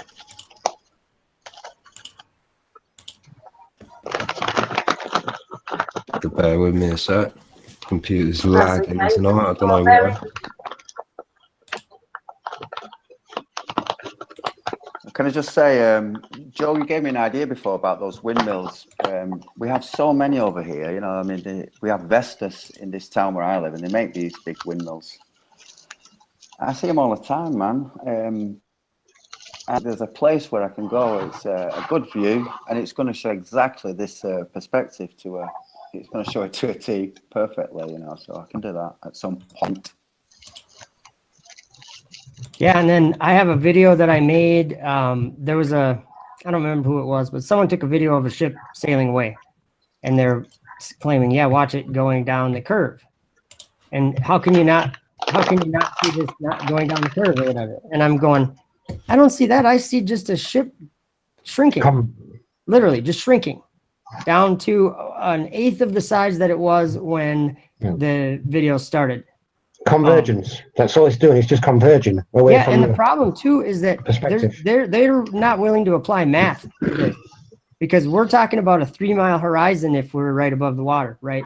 We're 6 feet above the water, and the higher we go, we're for 25 feet above the water, we're supposed to have a 6 mile horizon, and there's math to it that they deny, because the math clearly says that the boat's more like 35 miles away when it's shrunk down to that size. And that's exactly what we would see with these fans. Same thing on a flat cornfield. To me, that's just science. I mean, we can take that, how many pixels we can take and we can, if we did all the math and made all the measurements very precisely, I guarantee you're going to see the same angular shrinkage in pixels for distance for any object going away from you. It's just going to be like a formula. It would be a formula that we'd have. Well, I got a close-up image of something going behind the curve. If I could share it, I'll prove it. Let's see it. Can we see Stan's first? Because Stan's got his up, and then you show yours afterwards, Mike. That's Go on, fine. Stan's waiting. Oh, okay. Oh, it's all right. Let Mike crack on. No. I want to see what Stan's got. I don't have a 360 camera, so this is cool. Joe's just slipped off me. Where's he coming back? Oh, Joe, where's he gone? There he is. I'm just grabbing something to show you guys. It's taking me a second to set it up, but I'm right here, so I'm listening. Well, this is what your sun and your moon's paths and all the planets are taking. You can see how this is how they're moving, how the heavens are working. And that's basically directly the data that your camera's picking up throughout the days and weeks and however long. Yeah, you That's can do very this. cool. You can do this any day, every day. You know, you can test where you are by using the stars. I love that. And that's what our ancients knew. You know, you used to travel. That's why I sent that link earlier, that the Earth is flat and the skies are a ball. You know what? I got. I can actually. I learned a little bit about that, like navigating, and it was just a simple thing. I live in Minnesota, and I just drove down to Florida and back. And when I left, driving in the middle of the night, the moon at zenith, and I'm looking like this out my pickup truck window at it. Just as I'm driving, I'm noticing it all the time. And when I got down to Florida, I couldn't see it anymore in the pickup window at zenith because I don't know, it's just the angle change. So we would be able to tell where we were pretty easily. I mean, to a certain degree. I mean, I'm just saying I don't know anything about it, but that was just like an experience that I had myself when I was looking up, and I'm going, why can't I see it anymore? Because it's like it's way higher. So that was interesting. That's what it does. You know, when you're moving it rolls with you. It's rotating with you. You see the lines. the farther to the equator you head, the more these lines will roll up above you. You know, that's how the ancients knew where they were. They knew how the sky worked, and they used the sky. They didn't need no GPS or anything. That's why the sky's there, so you know where you are. It's like written in the skies. It's like a clock. It's useful for everything. So Stan, the ancients used this. Are you trying to tell me that the Earth's not flying through space at 487,000 miles an hour? Because these positions would change, wouldn't they? A little bit, yeah. You know, they wouldn't be staying. You wouldn't have the constant that you've got in the sky if you were flying through space like they show. It just wouldn't happen. It'd be a bit more like that picture behind Joe, you know. Every night it'd be a different set of stars. And it'd just be, it would be like that picture, you know, you'd be traveling, you'd see it, and you don't see it. Because we would, even though something's far away, it still has a zenith point. So if we were actually traveling that fast, wouldn't the camera pick up the streaking a little bit? I mean, yeah, you'd see it. So we must be stationary, right? We're stationary. It feels that way, doesn't it? Observations show it. They prove it. I just put a video up on it was like 8 seconds long of the moon going past my viewfinder. There's proof. Earth is stationary. If we live on Earth, Earth is stationary. If we want to imagine living in the stars, maybe we could imagine Earth spinning. But that's all imagination. Isn't it? Yeah, I think it would be hard to ride a motorcycle on a big roundabout. Yeah, it would be impossible. Or anything, you know, you'd have different weight at different times of the year, and it's just a mess. Well, what the moon does as well, and the sun, the Earth would have to. It's not about tilt.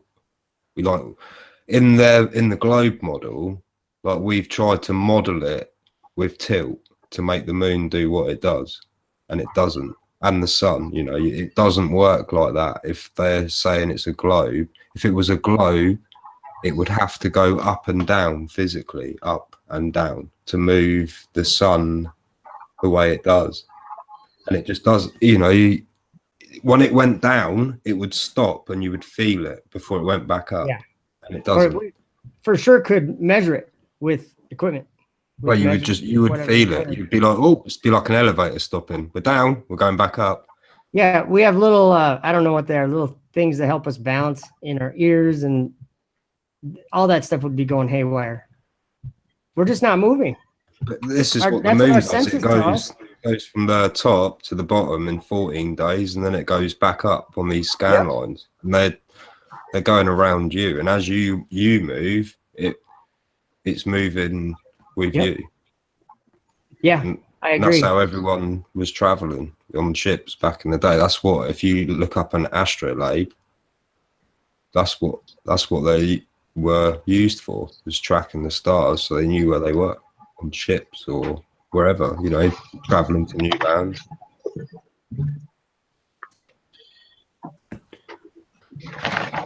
Awesome stuff, Stan. Awesome. There's some amazing people. We've got Dave who does experiments. There you go. There's one there. You got one. Do you know how to use it though? No. So what you have to do, right, is you have to set a timepiece on UTC time, yeah, which is universal time code, and that timepiece will stay always on that time. So you just set a watch to a set time, and that is it. No matter where you move on the Earth, you then use that, you point it at a star or the moon or the sun, and you set that to your chart, because you had a chart with them. And you set it. Is that the reason why people go around with two watches then on them, like Buzz Aldrin? sometimes because one's on UTC, so they like it's always set on a certain time. They never change it. With my big chain. My cameras are always set on UTC, so all of my videos that get uploaded to YouTube, it will say like 2300 hours, but really that's not my local time. That's UTC time. I always set everything to UTC, and everyone does the same as me in our little groups. We all set our cameras to UTC, so then it just makes analyzing stuff so much easier, you know. It's like synced up better.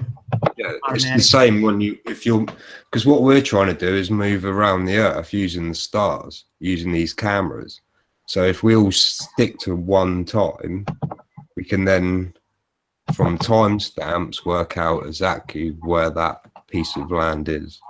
But you can sync everything up perfectly then, can't you? Yeah, exactly. Yeah, this might be a good idea to show you what I've been working on. I'm sure if you've seen my moon race, you'll. I showed a little bit to Karen last time on the last hangout, where I've joked in the past where if I tried this with the sun, it'd take like nine or 10 months to actually complete it. If you take like the solstices and the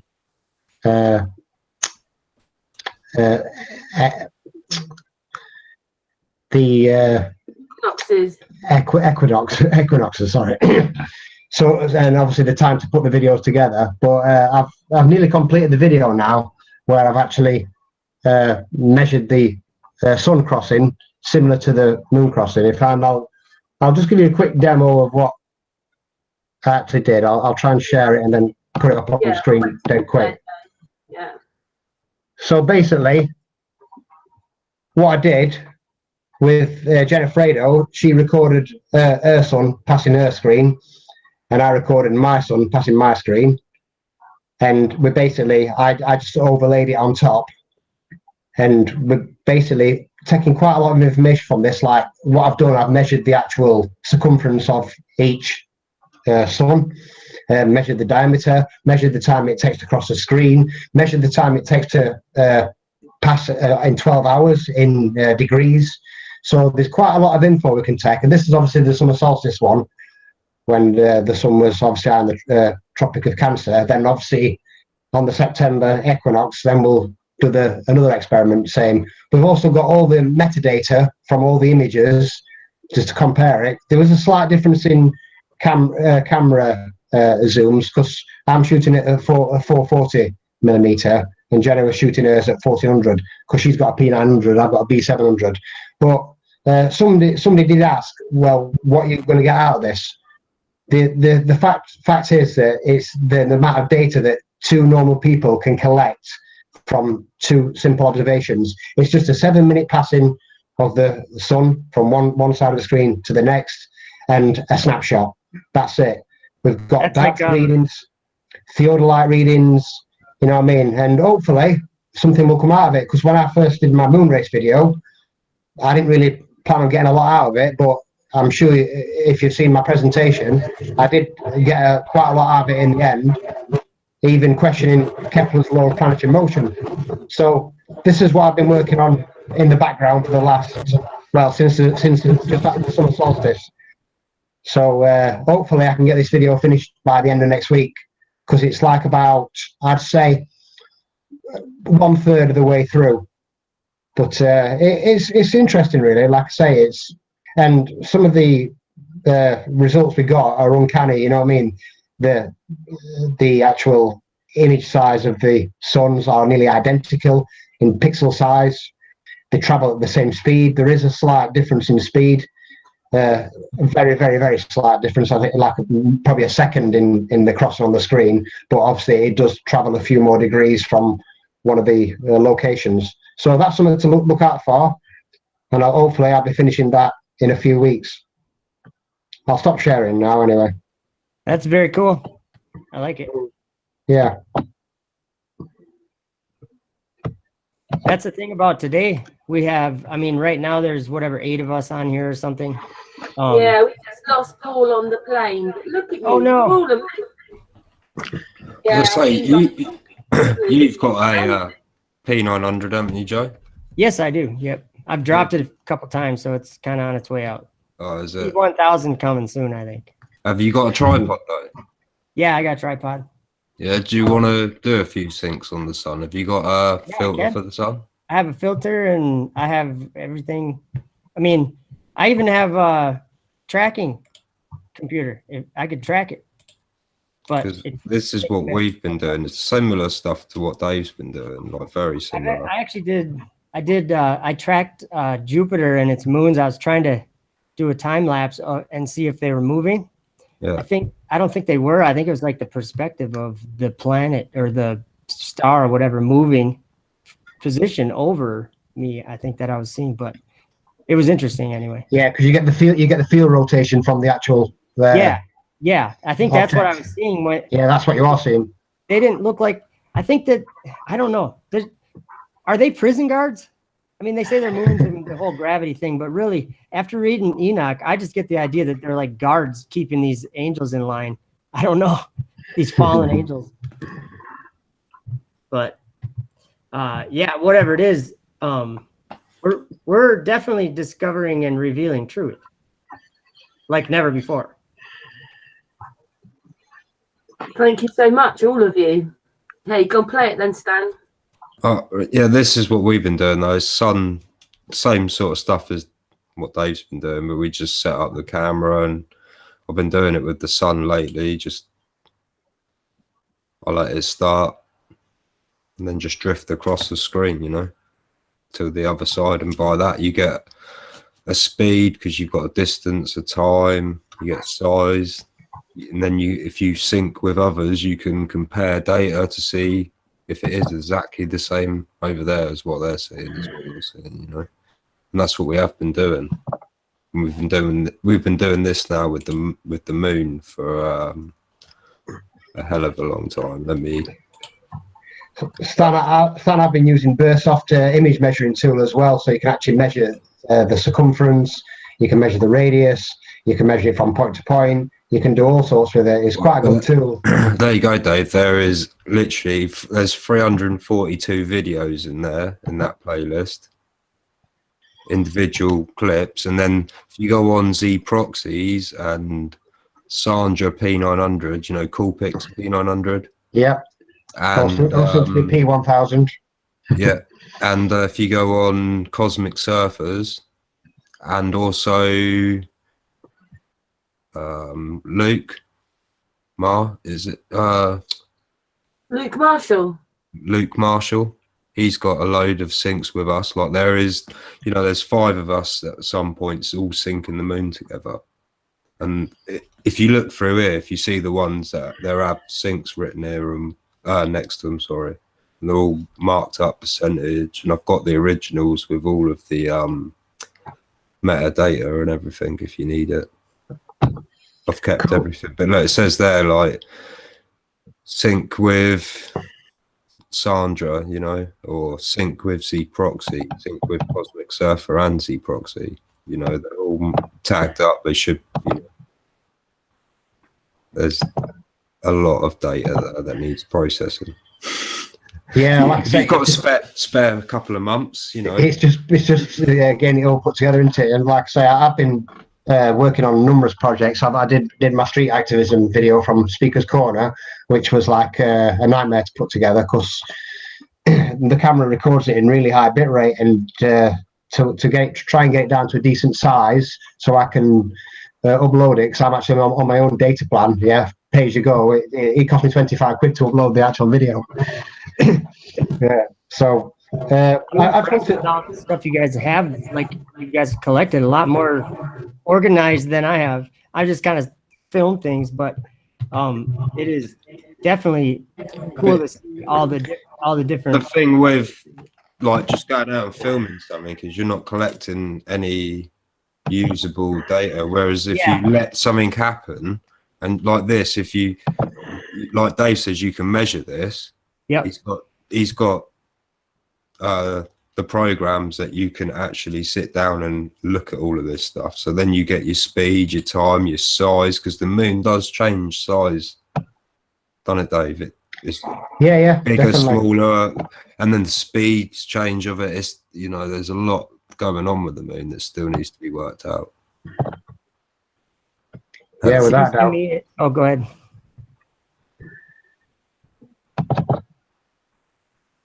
Oh, I was just gonna say, it seems to me that, and I don't really know how to explain it, but like the idea of the celestial, like world, and then the material world, to me is like coming more and more clear that whatever's up there, we can see it, but it's, and like we can feel the heat from the sun and the cool from the moon, and we get all these things, but it's not something we could like probably touch. Like it's probably not a material thing. I think it's something that it's starting to be something that I think it's maybe just like we can't comprehend quite.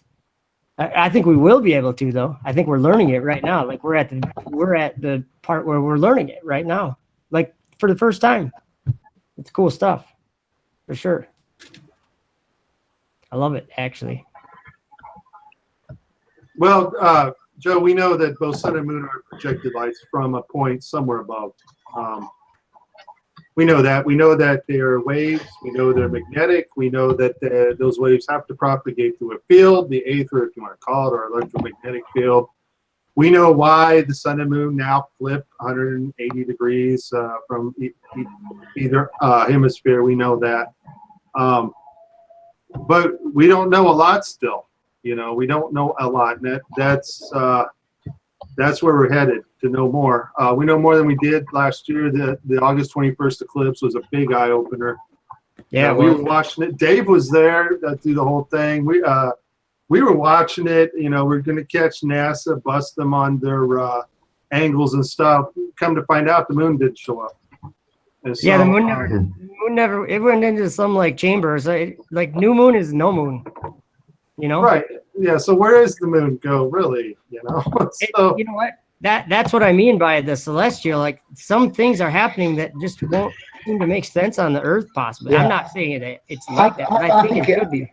I think it loses its light, loses its energy, because it always turns translucent at new moon part, doesn't it? You know what I mean? It loses its light, and then all what's left is like an opaque body as such.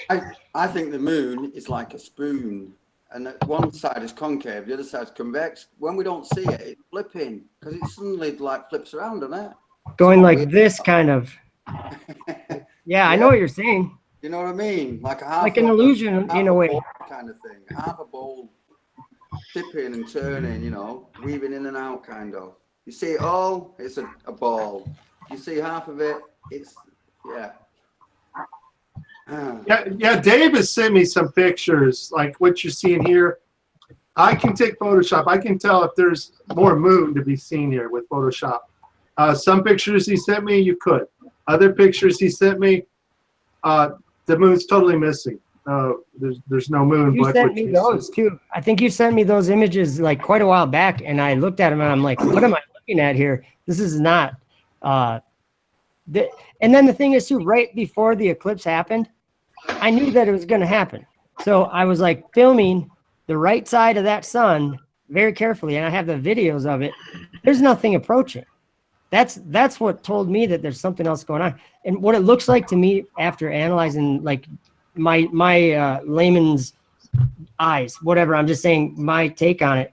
When I see the sun going black, it's going black in the shape of what would be the shape of the moon. So it's like we're seeing something that we would expect to see the moon there, but there's no moon there.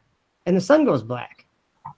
And then the sun goes, it goes black in a crescent, and that, you know, with a circle, it goes black in a circle going across it. How's it? I don't know why we would ever think that that's the moon unless we could see the moon there. Can you see what I have here? I've got this like this dome, right? This is what I mean by like moon spoon shaped. Like, yeah, it's hollowed in here now, right? I know I've got tape on it, shit, but you know when it's turning. Do you understand what I mean? Yeah, I totally see what you're saying. Yeah, and then we get a full moon, right? And then obviously it's flipping or something, whatever's happening, then we're seeing the crescent of it kind of thing. You get me? Celestial. That's what I say. Crazy, but you know, Shadows don't add up right, though, do they? Yeah, Bending shadows, as this thing would be bending. The shadows are always the same. Karen, you know what's weird is that I've noticed that it seems that the sun may put shadows on the moon, but it's not what is lighting up the moon. It's like the sunlight, just like we see on the Earth here. If the sun is at the right angle and you look down at your shadow, just like that makes a shadow. I think that in some, actually, I have some really close up moon footage. Should I show it real quick? Yeah, just while you're showing that, I just wanted to mention about I did a little bit of a presentation on Sun and Moon in regards to like the on a full moon, it's impossible to have the Sun and Moon in the same hemisphere ever. Yeah. And what it does, the moon matches the sun on the opposite latitude. So as the sun gets southern declination, that moon gets northern declination on a very similar latitude. When there's a crossing point at the equator, but they never ever in the same hemisphere, and then they move away. Whereas the sun will get the southern declination towards winter, but that full moon will still match it as it heads north on the same declination. And what is interesting as well is obviously that tells you that you can have a full moon at different positions at different latitudes. Now that tells me that the phases are only related to the east-west motion of the moon and nothing to do with the north-south shift. Yeah, because obviously you can have that full moon when it's low on the Tropic of Capricorn, or when it's near the equator, or when it's high on the Tropic of Cancer. Yeah, so it must be just that east-west movement what actually causes the phases, and nothing to do with the north-south shift. So that's quite interesting as well. Definitely. Oops. I'm still learning how to get around on this thing. I don't know where I'm at here. All right, so the moon gives pearl night. That's scripture. And you got it? Who's sharing right now? Is that me? I hope it's not me. No, it's Stan. Okay. All right. Well, as soon as Stan's done, I'll show that. He's just letting it run. What he was. All right. So I can share this.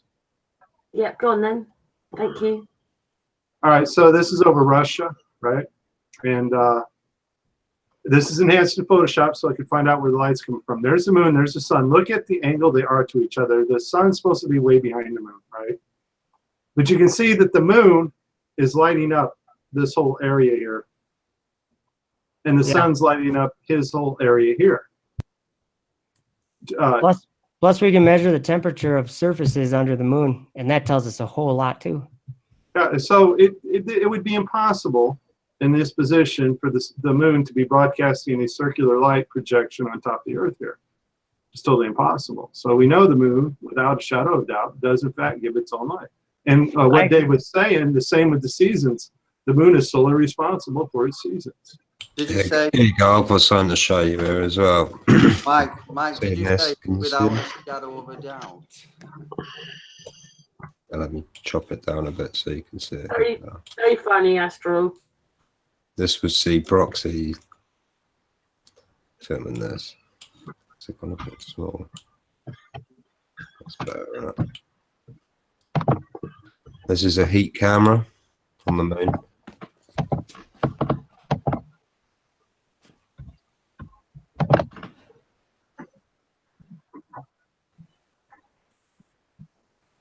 A time lapse that he done.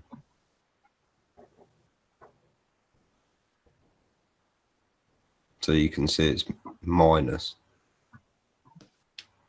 Pretty cold, that, isn't it? It's got less than minus 60 degrees. Is that constant as well, is it? I've not watched the whole video. He's watching and he's just sent me this, and I remember him doing this and I had it on watching, but I didn't watch the whole 23 minutes because it's a bit long.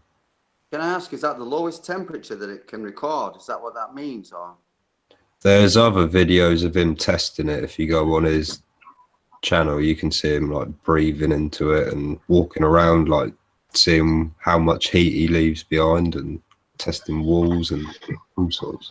Yeah, so it's an FLIR, a thermal imaging. Yeah, that's what it is. Right, yeah.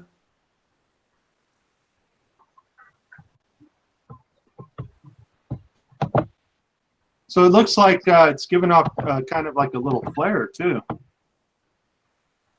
Yeah, that's what I noticed too. Kind of like, And to get a flare off a secondary bounce, that thing would have to be polished like glass. Seriously, you can't even get like sunlight to leave a flare off water hardly on a secondary bounce. It's almost impossible. Well, you had a thing like that on Arcturus before, Joe. oh, should I pull that up again? Is there anyone, have any of you guys ever done that? Oh, what kind of, what are we looking at? What kind of camera is it? Or is there a filter on it? I wasn't paying attention. Sorry. It's a thermal imaging camera. Oh, okay. Okay. So it's temperature. That's the moon. Okay. That's interesting. So is that saying that it's warm or Cold? Cold. That's what I thought. I kind of like the color in there. It's a little bit like my icon, you know.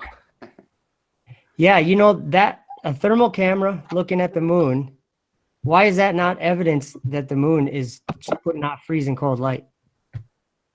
What I don't understand. What would science say about that? It makes no sense to me. It's cold, right? Yeah, about minus 77 degrees Fahrenheit. About that, minus 77 degrees Fahrenheit. Are we crazy? We're not crazy, right? No, we're not crazy. I'm just saying, what do you do with the thermal camera that we rely on? You know what I mean? There's things that we use them for that we say, oh yeah, 9/11, the buildings had fire inside of them, and someone took pictures with the thermal camera. Things like we use them, and we have this equipment in 2018, and people are like denying the accuracy of this awesome equipment. Even I don't get it. Karen, I've got to go in a minute. I just wondered if you wanted to see my the Sol crossing video, what I've got up and running, just before I go. Go on then, Dave. Yeah, if you don't mind, but I'll just leave it on stand for a minute while you set up, because yeah. All right. Well, I'm ready now anyway. If it's yeah. Come back to Stan, or Stan, leave that on. yeah, so I'll just start playing it now. Can you see the screen? Yeah. Yeah. There's no sound to it. Like I'll probably just talk a little bit through it. So, just going to call this the Sol crossing, the summer solstice, and obviously move through the seasons, like and record it. This is Jenna's location in Buffalo, New York. What I did then, Jenna took a snapshot image there. Then I measured the circumference of her image, measured the radius of it. You got the camera and you got the metadata, and we'll probably do like a bit of a voiceover on that bit, like just to talk about it a little bit. And then we've got the time and date.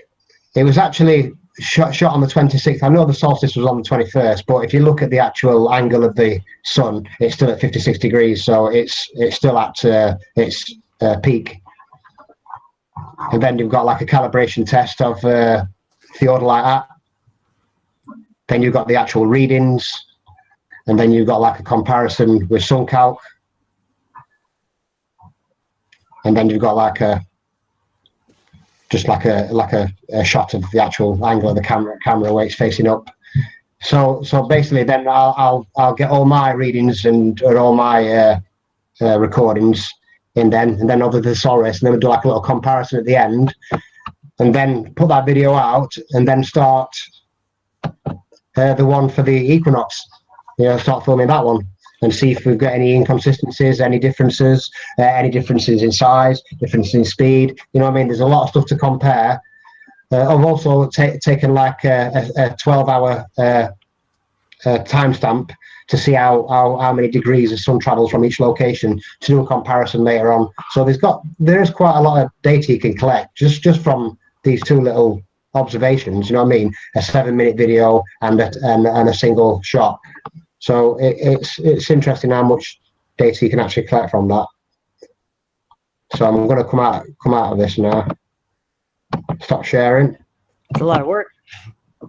Yeah. Like I say, it is a lot of work, and it's a long time doing it. But I think it'll be worth it in the end, because, like I say, I've always joked about this, because the moon, obviously, it crosses the equator like 26 times a year compared to the sun, which only crosses it twice. And obviously, you have to wait a long time for the sun to be in position, whereas the moon, you've never got to wait more than 2 weeks.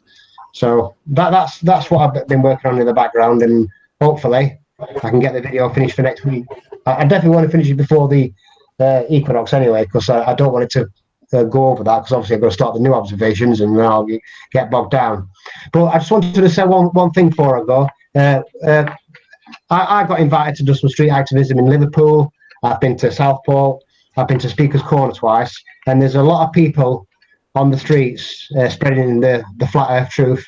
You've got John Smith Global Eye, got Roxanne Glenn, you've got Victoria Rose, Tom Wilkinson, Jason Disney, John Thor. You've got a number of people out on the streets week in, week out, and it seems like a lot of these big channels are just not interested in like sharing or mirroring any of the footage what we're putting out there. You know, like somebody's echoing, by the way. On mute.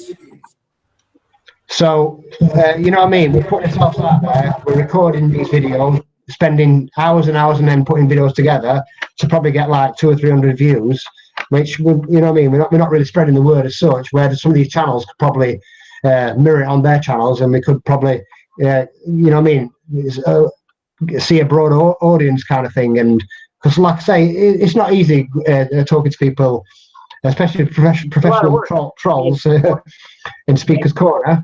We're like rediscovering a lot of things. Yeah, like I say, it was all new to me, and I've enjoyed it. You know what I mean? I'm not in my comfort zone, going out on the streets, talking to people. I'm a lot happier sat behind a computer, like the majority of people. But you know what I mean? It's a challenge, and it's pushing myself to do other things as well. So I just wanted to say that really, and I've got to go now because I've got to be up for work at 4:30 this morning. Oh, Dave, thank you so much for joining us. And I know that maybe you might not like it, but it's like you're our scientists. You are, because you're the one showing us what it all is. Amazing. Well, like I say, it's, you know what I mean, a lot of the stuff I've done is my hypothesis. I'm not saying these are facts. I'm just saying these are the conclusions I've drawn from my observations. So, like I say, if you haven't seen my moon race presentation, go and watch it. It's fun. I'm gonna check out that stuff for sure. Yeah, I did it on live on the Sun and Moon group, and it went down pretty well. That's kind of why I kind of asked you all to come on this hangout, because you're all cameramen. You're all filming the moon or the sun, and yeah, that's it's great to meet people in other areas that are interested in the same things. Yeah, we'll have to make sure we're hooked up on Facebook, Joe. Yeah, definitely. I can't recall, but I'll have to check on there. Yeah, it does this. You're like, there's people who's like been around for ages, and you're just crossing paths and not actually meeting. It's strange. It's different, but you know what's weird is that I went to Florida and met up with a bunch of YouTubers, Parable of the Vineyard channel and Christian Truthers, and a bunch of other people for a baptism. And when you meet these people, it's not like meeting them for the first time. Like if it's like you've known them all your life. It's like we've known each other. So yeah, same when I went to the conference. Yeah, people are saying like they felt like they already knew each other. Yeah, like I say, I jump on a train, drive to somebody's house, act like I've known them all my life, sleep at their house, and then come back the next day, and it's just like you want to be family or something. It is a family, for sure. Yes, definitely. We are unique people. That in this world, that's what we are. And it's been a pleasure speaking with you all tonight, but I've really got to go. You too. Great to meet you. Lots of love, Dave. Bye, Dave. Thank you all. Take care. Thank you, my darling. Bye-bye. Thank you so much. Can I just say Yes, that the Plain Truth has joined us as well now. Hey, family. Hey, yo. Hello. Plain Truth. How's it going, guys? It's going good. You've been watching in, have you, in the chat room? I have, yeah. I've been I'm a truck driver, and so I'm in Virginia right now, and it's very spotty. So I actually have to be staying in the same spot right now, otherwise I'll probably lose a signal. I hear you loud and clear. You're sounding good. All right, good. So thanks a lot for joining us. You said you've got some Sure. pictures. Are those pictures you want me to show? Well, I'm on my phone right now, so I don't think I can maneuver that way. So I did send them to you, Karen. Yeah, you have. So I think it would be easier to see them than hear my explanation. It took a little bit of time for Jaron to pick up on what I was saying. I called in on his show the other night and wanted to run it by him to see what he thought, and he said he'd have to think about it. So it's very interesting. I'd be curious as to what you guys think. Hang on, I have to pull them up. So carry on talking for a minute. Talk. Okay, so I can talk through it a little bit before we get to it. So what I did was I was in California and I was shooting some moon footage early in the morning. The first one that we're going to see is about 3 o'clock in the morning. And the termination line is about from 1 o'clock to 7 o'clock. And then the next shot on the same day is at 6 o'clock in the morning. It's maybe about 6:30. And you can see the termination line has rotated. So the moon, it was in its rotation. The third shot is the next day at the same time as the second shot of the previous day, except the termination line is the same as the first shot. So it would almost be as if the first day had the same termination line 3 hours apart. You wouldn't think that was, it should have progressed. But what we see, or what I'm trying to figure out, I'm observing is that the next day, the line regressed. That makes sense, actually. If I'm getting you right, you're saying the termination line, how it's kind of curved or whatever, you're saying, like if that was a hand on a clock, you're saying it's turning clockwise as the moon is going over. Correct. And part of that, I got my camera here, or my little iPhone. Part of that is because when the moon's coming up and it's going to go like this. So as the day goes on, my camera is actually doing a flip too. You know what I'm saying? So the camera's going like this. And so that's part of it. But I also have noticed, and this was like over a year ago that I did this, I took photographs of the sun when there was sunspots, and the moon and the sun seem to do the exact same thing that way. And I think that's the camera, but at the same time, I think there's also another amount that it's actually is turning as it's going like this. And then once it's out of view, when it comes back again, it's like reset, but it's a different the terminator line is in a different spot. So I don't know. I've never thought about that the way what you just explained. That's very interesting, though. Like you're saying, the one day you had a shot early, and then a few hours later, and then the next day you had a shot later yet, and it matched up with like the first shot. Is that what you're saying? Something like that? The angle, I mean, of the terminator, or where I've got the first picture here. I've got the first picture here. Oh, okay, yeah. Yes. I can't make it any smaller because it's quite big when it came through. We can see it though. I'm gonna mute. Yeah, okay. So that is about 3 o'clock in the morning. And so we know that the moon rotates. So the third picture we'll see is almost the same termination line, but the next day and 3 hours later. So it's okay. So the next one coming up right now is the same day, but 3 hours later. Okay, so you can see that it's rotated and that it's early morning.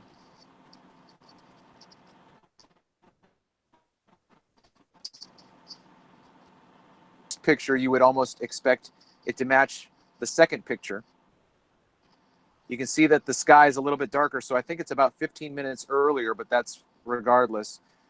But now you've actually gone back in time, so to speak. The termination line has gone back. I see what you're saying. Yeah. Part of that is like the phase too, isn't it?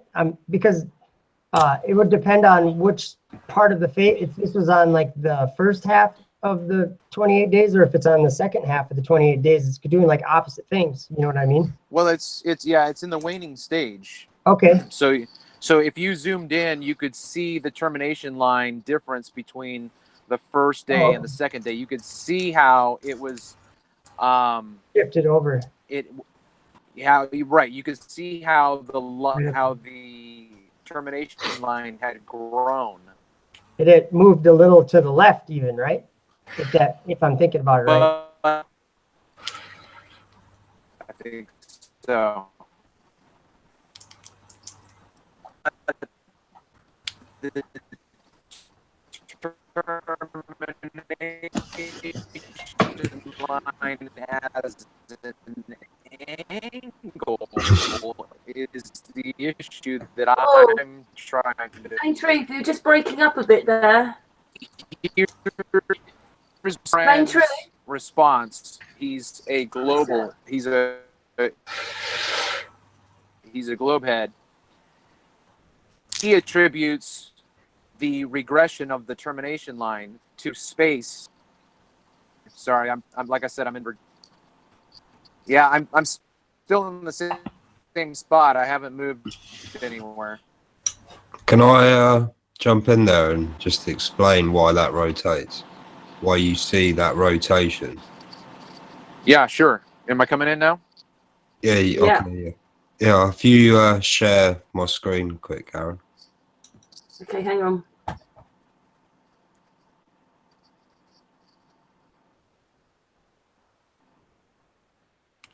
Am I sharing? Yeah, there you go. Yeah. So just imagine the moon's a button or a biscuit or something for the time being, and it's traveling along these tracks. You see my mouse? Yes. So what you're seeing, say the moon has a fixed point here, and the button's that big, you know, it's like this round, and it's fixed either end in the middle, and it just slides round. So what you're seeing is, as it's going round, it's coming up here, going uphill. So it's facing up, you know, and then as it gets to here, it's starting to rotate around, and then gets to the lunar, and it's starting to then rotate more around because it's starting to set. Do you see what I'm saying? That's why that's why you're getting the appearance of rotation, although it isn't actually. Well, it is rotating, but I agree with you. I know what you're saying. It's basically fixed on that. You've got a disc that's fixed on these lines, and it only appears to rotate because it rises and sets. Mm-hmm. So it's going up that line, and then, you know, imagine there's a roller coaster cart on there. You're going to see it go up and then dip back down because it's fixed. So it's going to appear to rotate, and that's what you're seeing with the moon when it rotates throughout the day. And the same with the sun. Stan's 100% correct. You'll see up and down. The moon does not. It's not actually your camera that's moving. That's some lie they've given you to. But that is what's happening. Right. The moon itself doesn't rotate. Okay. What we see, what looks like rotations, just it's on the tracks. Yeah. Right. It's on the tracks. It's going to go up and down. Okay, the apparent rotations, not because it's the moon's rotating, just because of the way light's propagating through our field at that point where we're viewing it. And so as light waves travel through our magnetic field changes. And the farther as the moon goes around, it's going to appear to rotate. You can take stellarium, all right, and travel. As stellarium is not based on globe math at all. Okay, it's based on a whole different thing they did. Based on this stuff. Right. It's based on what the stuff Stan's doing there. Exactly. And you can take Stellarium and you can go straight towards the moon to the equator, and the moon will rotate just like it's supposed to. Stellarium it rotates up and over you, and then that's when you're then getting it appearing upside down, but it hasn't moved at all. It's just that the celestial ball of stars around you has rotated because you have moved. Right. So the moon actually goes straight across. It only appears dark just because of the way light waves come through our field. And that's what's causing this rotational effect. And this is why the moon flips 180 degrees, because of the polarity switch. So what Stan said. So this is what it does throughout the day. So it follows them tracks, and then that's why it is appearing to rotate. Because I see the rotation for ages and thought it was rotating. It took me a while to work out what was actually happening. Okay. Almost All like. right, so. Oh, go ahead. Yeah, I think I broke up when I was explaining that I was talking with a high school friend of mine who is not flat Earth, and so when we were, so he wanted to, when I got back to the East Coast, he wanted me to take a picture of the moon at the same time as he did, and so we did that. So my shot of the moon was at a 10 o'clock to 4 o'clock position, and his photo was almost the opposite. So his explanation, because if you picture that as a let's just say it was a 90-degree angle, okay? So if my termination line was the left side of the 90-degree angle, and his termination line was the right side of the 90-degree angle, he's saying the reason why there's that is because the Earth is curved. Now I don't buy that, but I've had to think about how to address him. But he's saying that's why you have one angle. That's why I have one angle, because he was in California, I was in Maryland. We both had the moon visible. We both took a picture at the same time. We both had different termination lines, and his explanation was the Earth is curved. This is what this shows. That you see the dotted line through the middle there. Yeah. Well, that's flat. That's the Earth. Flat. Got it. And then the sky. You know, that's the compass and the square. That's the much like Stellarium. Very similar. Well, this is the Stellarium. It works, you know. Stellarium's, well, it's out a bit, but it sort of works. Like what we've tested, they are. It's observation fiddling a from the bit. ground, basically. They show you sort of the truth. Yeah. So that it would the be one that says to me, "Oh yeah, Stellarium proves a globe." I was like, "It doesn't, mate. It proves a flat Earth from what I'm showing." A celestial sphere. And then they just shut up because they know that it's right. You know, they can't argue it. Well, and it's based on observations and star locations and constellation locations from the ground. So it's only apparent what we're seeing from the ground. Well, this is how it is. This is you know, this is taken with a camera that shows what it is. We can test it and it's right. I mean, it's always right. That's Polaris there, you know. Yep. And this is taken over a whole night. Yeah. Such a cool when you look at like what it's like over a few hours, you look at what's happening and it's pretty neat. So you just don't get that on a ball flying through space, you know. No, and like you said, or I think you said it, or stuff should move with time. It just doesn't. Not in my lifetime. I watch every year. I watch the stars do their whatever you call it. They're changing. It's like that photo behind you. The stars would look more like that because you would be moving.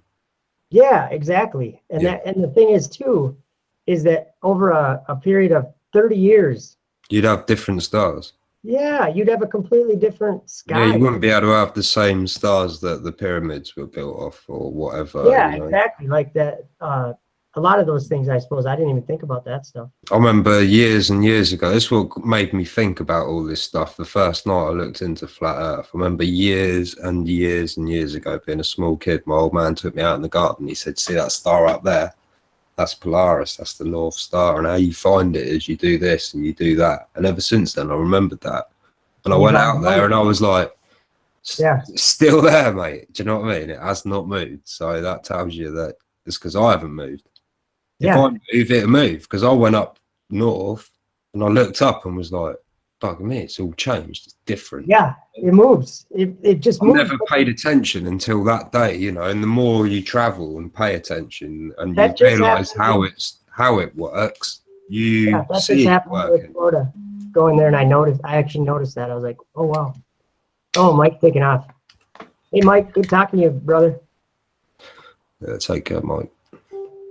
But no, this is how it is working. This is, you can go out and test this yourself. You know, you go and get a camera, you put it up, leave it for a night or a year or forever, and it'll show you. Daryl Marble put some cool. I think he got a cool turning device or something like for tracking or something. He's got some cool time lapses going. You can't beat a 360 camera though. You really No, can't. I think it's just like a mount for his P900 or something that does like basically like what I have, but I don't know if it's. See what Z Proxy built. He What's that? built Z Proxy the first before we did 360s. He built a camera that span. That went like that. And but it span really quick and took photo. Like I can't remember if it was video or photo, but it took data, you know. But then you had to rewind it all to work out where everything was, and it was just so much work. And then found the 360s, and it was like, that's a great idea. This is what we need. So then we've been into the VR stuff ever since. Yeah, it's definitely what you were showing is a lot of data. First of all, with that. This is just a small part that we've analysed. You know, like this is one night's time lapse. Hey, can I ask a question real quick? Yeah. Because I've got to move my truck, so I don't know if I'm going to drop my call or not. Would you be able to maybe just put a link into the chat? You know, maybe a reference to look up what you were talking about in terms of answering the question, because I saw what you were saying, but I'd like to maybe see it and read it and maybe have a reference that I can go to. Would that be a problem? There's a link to that video that I'm showing now, but it's only just the video of. I like with a lot of my stuff, I don't really explain it. That's why I come on here to talk about it. I just sort of throw it out there and see if anyone's gonna look at it and see what we see, or if they're just gonna just. Did you see that, Plain Truth? Did you put it in the Google chat or in the YouTube? In the side chat. I'll put it in the Google chat. Okay, thanks. Yeah. There were a couple other things that I thought about that I remembered seeing, but I don't remember what they were right now. Some of the things you guys said piqued my recollection of some of the moon observations that I've been able to see and wonder about. So it's just really, really interesting. When I first started talking to Nathan Oakley on his channel, he said, is this the first time you started looking at the moon? And I'm like, yeah, man. I never thought about this stuff before. Well, when you're driving in your truck and you're going miles, notice that it just stays with you, doesn't it? Say that again? It's with you, isn't it? The moon or the sun. It never really. Oh, yeah. Sure. It never changes. It's just there. It's just out the window. It just moves along with you. Sure. And that's what you should be doing, actually, being a driver, going around everywhere, is you should have a camera set on your roof, just time-lapsing the whole trips, you know, a 360 camera, because then you, over the night, when you're moving at night times and throughout the day, you get the tracking, you know. That'd be interesting. You guys want to see some moon footage through my telescope with that nice camera? I got it pulled up if you want. Yes, I would love that. I'll see what I can get it right. Hopefully I'm screen sharing now. Oh, you guys like that? There's my globe. Whoops, where we're right here. Look at the big gash right there. It's kind of interesting. Oh yeah. See, if you look closely, it does appear that there are shadows from the sun in addition to light from the moon. This might not be the best video, but sometimes there's something sticking up and you see a shadow. And I mean, it really looks like what we see here on Earth. But at the same time, there's something different about it. It'd be interesting to see what the P1000 produces. Oh, yeah, that'll be great. That'll probably do a lot better than this right here. But yeah, if you look at some of the, let's see here, I'm just going to try to find one. This is a little bit grainy. This is kind of a new setup that I'm working with, and this was a while ago that I recorded this, but I was trying to kind of tune it up. Here we go. There's some shadows that we see. These shadows right here. I mean, those appear to be shadows to me. It does appear to have some. Yeah, I mean, like right there and there and there. That appears to be shadows, but at the same time, I also know, like Mike said, that the moon puts off its own light. And so, you know, I don't know. I really don't know. Let's see here. Yeah, so Mike had to go, by the way. He just put a little message in the chat, so he had to go. Yeah, I saw that. I just picked another video. Should I stop screen sharing there? No, you're showing. You guys like watching these? Yeah, show us. Whoops. Yeah, I'm just goofing around with the camera on these, trying to set it up kind of a little better. It's still a little grainy and shaky, obviously. Whereabouts are you then, John? Minnesota. Just north of Minneapolis. I'm just trying to get it zoomed in and it's pretty grainy, but I guess I'm just having fun, you know?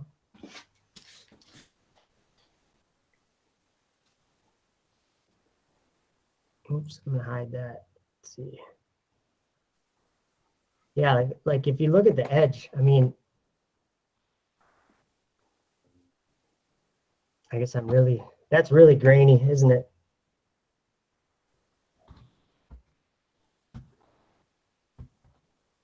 It's quite grainy, but we can still see it, even though it is grainy. But yeah, I'm a little. This is the new camera comes out. This isn't the best.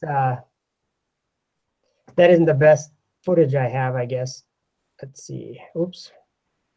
There was one that was daytime that was really good, and I can't remember. Maybe, you know what? I think I made a video out of it. So you're quite central then, really. Maybe right here. No. I have a lot of videos. I have like, I don't know how many, 2,800 videos or something. I've got a lot. Yeah, I don't know what I'm looking for. So it would be good right here. to do a few decent sync shots with you using your P900 on the moon. This isn't even the right video. I don't know what I just did.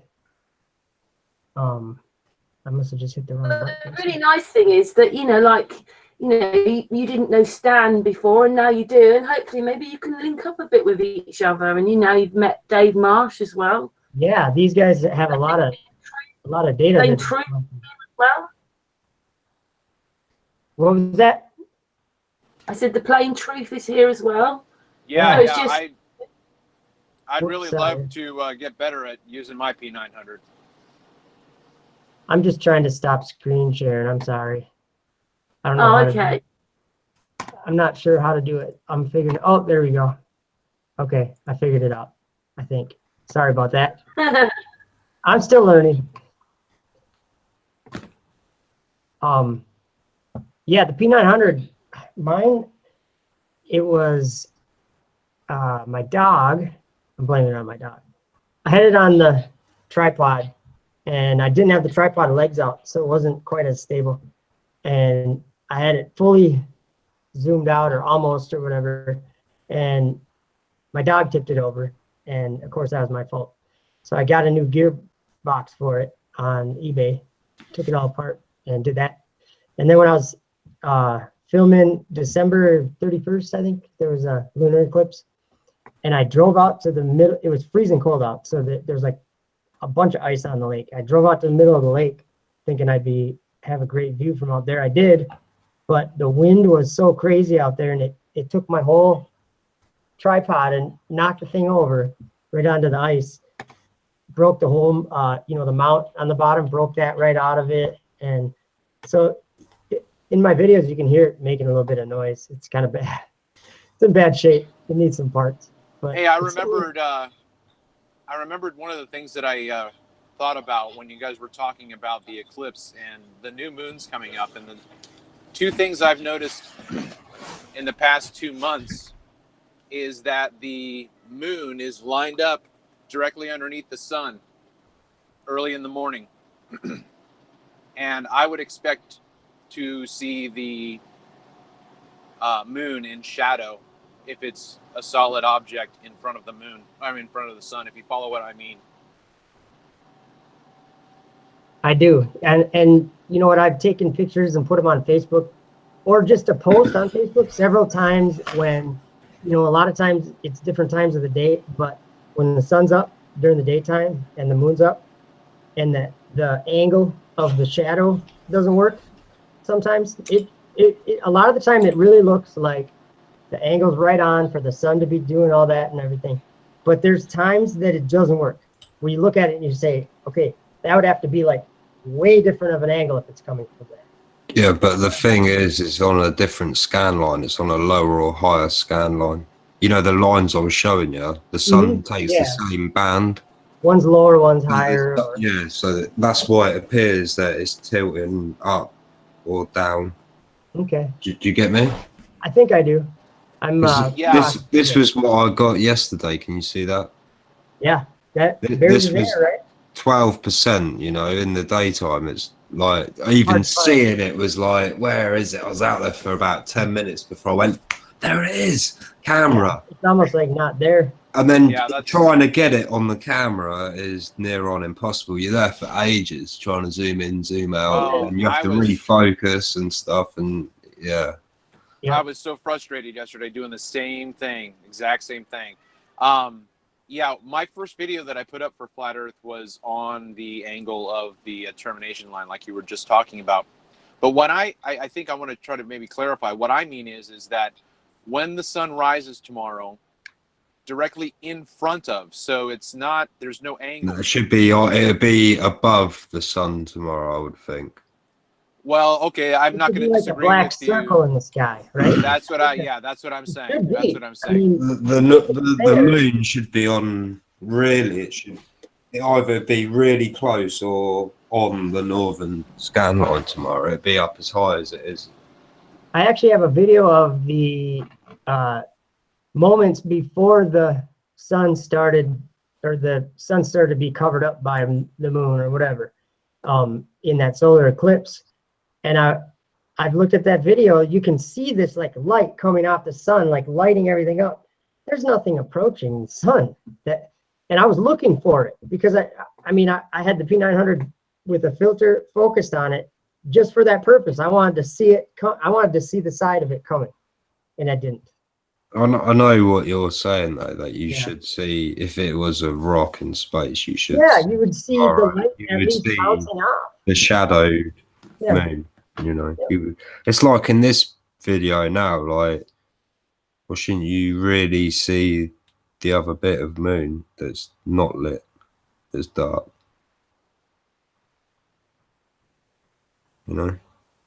You've muted.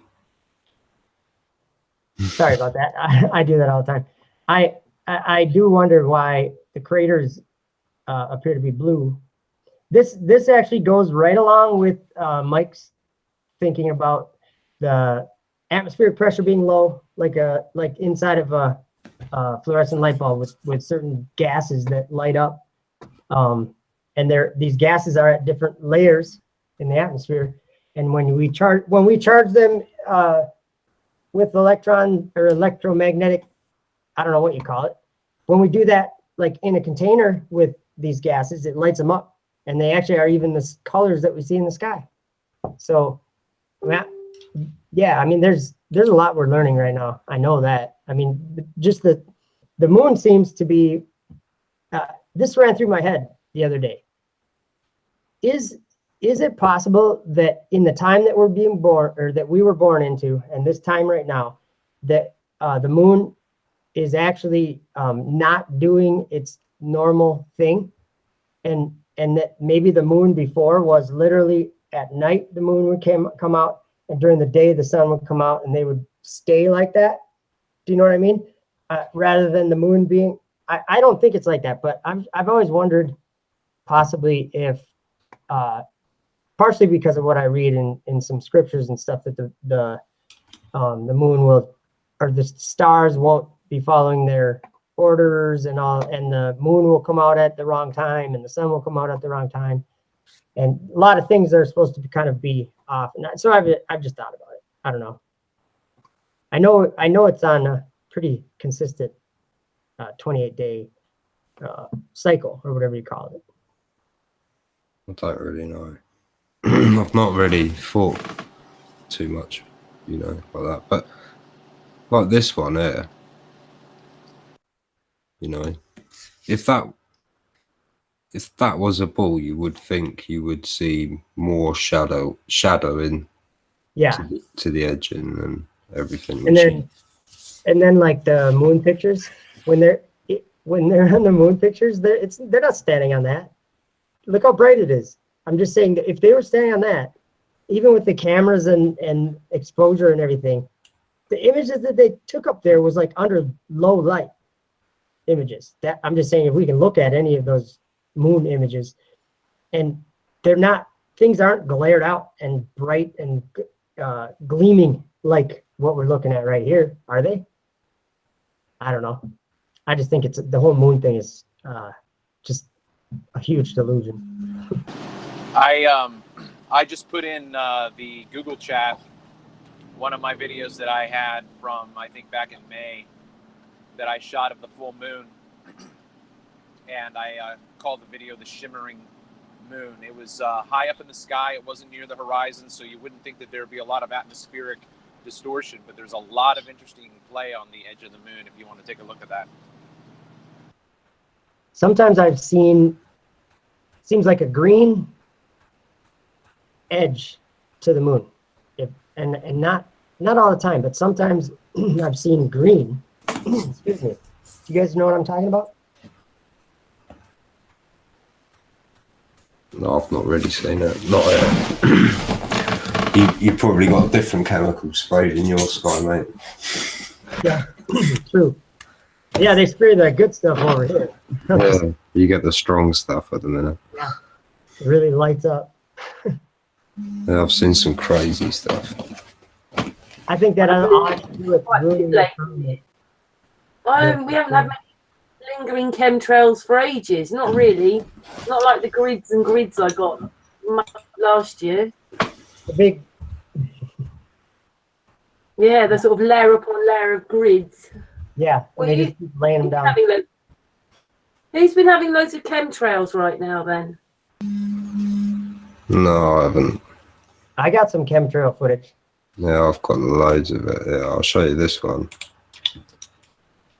Remember back 10 years ago when people were starting to talk about it, and to find these kind of images was like hard because the sky wasn't doing this nearly as much as it is today. Now they're just everywhere. That's the sky. You see this one? Yeah, it's terrible. This isn't even the one I was trying to find. There's another one that's just ridiculous. It's like, yeah. I worked outside and I took time lapses all the time of what was falling down on me. I mean, I don't know any health stuff about it, but I do know this. I know that in the end, like in the Bible, that the firmament comes down, like the stars come down. They wreck the firmament with what I call, or they call them kings of the earth. And I believe them, they looked like horns. So I just believe that they're these dragon capsules and these things that they're sending up. They're like scraping the firmament, and they're like scraping a hole in it, and they're however it is, I don't know. I'm not planning or trying to know, I guess. I'm not trying to claim like I know. But what I'm saying is I think that the damage being done is something different than what we're considering it. When these Falcon 9s launch, there's a plume.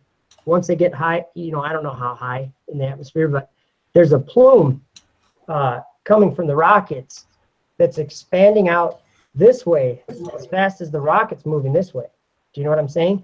So you, at a certain point, like when there's stage separation and the plume change, it's like this, and then the plume goes like this because it's shooting out sideways. And what that does, I don't know anything about the ozone layer either, but what they say is that rips a hole in the ozone layer that's 565 miles wide every time that they launch one of those Falcon 9s. So to me, this is all significant stuff, and the spraying could be part of to bring that down. I don't know. Scary stuff. Yes, the truth. What is it? It's all so complicated, isn't it? So much is happening. Yeah, lots happening. I have a video that we can watch. It's Bible stuff though. It's like the visions in the Bible, and then I just put, audio, or I mean video or images to it. And well, I'm it's not like, gonna get copies, am I? No. well, no, oh no, I don't think so. It's my video. So, but it is. It might have. I might have to. I don't want to take a chance on it. I'll put it in the YouTube chat. How about that? Yeah, that'd be brilliant. You guys don't like links? Do you want me to do it in the group chat instead? Yeah, put it in group chat. Yeah, I'll do that. Right, I'm gonna have to get going anyway, so I've got work tomorrow. Yes. Oh, it's been great that you've been on here, Stan. Cheers for having me. Yeah, it's always great seeing your stuff, and hopefully, you've made a new friend today, or friends, with Plain Truth and Joe Hill. Yeah, you have to have me on Hangouts so we can. I'm gonna be checking out your stuff. Thank you. Good to meet you. Each channel is in the link, so you'll be able to hook up from Stan from there. Joe, this channel's in the link to this Hangout. I'm gonna check it out when we're all done. I'm gonna go sub to all of them. Thank you, Stan. Thank you so much. Yeah, nice to meet you. Thanks, Stan. All right, well, cheers for having me, everyone. Thanks for listening. Thanks for your time. Thank you. Well, take care. Bye-bye. Bye, Stan. Bye-bye. Bye. One of the other things that I thought of when you guys were talking about the ISS, my question is how, if they're traveling at that speed, how do they get up to that speed? Because the Earth is only spinning at 1,000 miles an hour at the equator. What's the explanation for how they get up to 15,000 miles an hour? Magic. I really don't know. You know what I mean? It's like if you were to step into a class 5 raging river. There's no way you could maintain. You'd have to. How about this? It's only the rockets, because what we have is super high tech planes that fly like super fast. And we know this, like in our military. You know what I'm saying? In the militaries and these SR-71s and all these big huge jets, they go fast, very fast, but they have wings. The only way that they can stay in the air is by having air to stay in, like to lift. So all they're doing is they're playing the world. They're saying, oh, no, you don't need wings. Wings only get you so high. You need rockets so you can go up higher.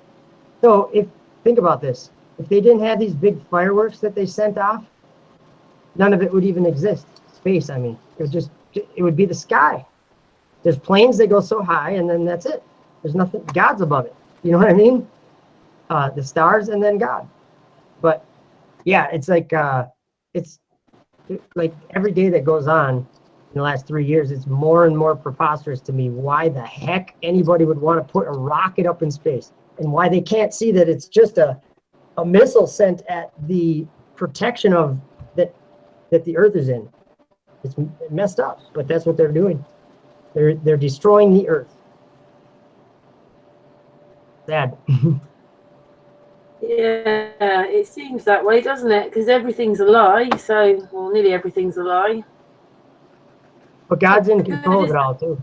At the same time, He's got He planned all this, and it's all been written. And in the end of it all, it ends all in the way it's supposed to, in a good way. So it's faith in him, I think, is the most important thing through this stuff that we're all learning and that we're all realizing together in all of our different ways. You know, we each have our own kind of like things that we end up coming across that are interesting to us when we're studying and kind of like reporting on some of them. And I think we're learning a lot, and that's about all we can do. Just take in the knowledge that is logical, you know, because there are a lot of lies, lots of lies. Yeah, well, this has been an amazing hangout today. So many brilliant people all doing their bit. Yeah, thanks for letting me come on. Yeah, me too. Thank you very much. Hey, Joe, as we're here, we'll go on for a little bit longer because we've been going for 3 hours. But you did your... Oh, let me just get the actual words to make sure I don't fuff it up. I'm putting my link to that video in the chat right now. There we go. Your angular resolution. Angular resolution. Oh, you want to talk about that? Because that's something that nobody's talking about. Talk about that one. Can we watch a video that I did? I have to find it really quick, but it'll only take me a second. Okay. I'll find it while we chat about it. Yeah, that one, it's just something that I actually noticed while I was riding my motorcycle. I noticed that if I just moved my head up or down 3 to 4 inches, 5 inches or whatever, that it totally changes all of those lines those reflections that we see. I gotta go back to my creative studio and find it. That we were taught is like a mirage, or it's like from the heat of the road or something. There's a couple of videos that I'll love to show you here that kind of just totally prove that wrong, just with simple observation. I made a device that holds the camera, and it's actually, I welded it to a drawer slide, like a full extension drawer slide for like a kitchen drawer. And I'm trying to find it here. Where is it? It was interesting. If you just raise the camera and lower it, you can create, you can make things disappear that are on the ground, like right in front of the camera, or the bottom of them, you can make it disappear. And I'm just having trouble with, oh, here's one of them. Let me see if, okay, yeah, this will kind of show you what I mean. I'm working on it here. Whoops. Okay, this one. All right, I'm gonna do a screen share. And hopefully I got this right. Okay. Well, while he's doing that, Karen, I just want to tell you how much I appreciate your channel. I really, really do. I, been introduced to some other channels like the Hori Sheet, and I just really appreciate the attitude and just the atmosphere. So thanks so much for your channel. Oh, the plain truth. Thank you. And well, thanks for coming on. Sorry, you wanted to come on earlier, but it's just that 9 is quite a lot. So then I've added you on, and it's really brilliant that you came on and showed your pictures, and we talked about it. So thank you very much as well, and thank you for all you do. Yeah, cheers for your pictures as well, man. They were good pictures there. Yeah, thank you. That was awesome. I'm gonna just play this really quick. This is me. Okay, then.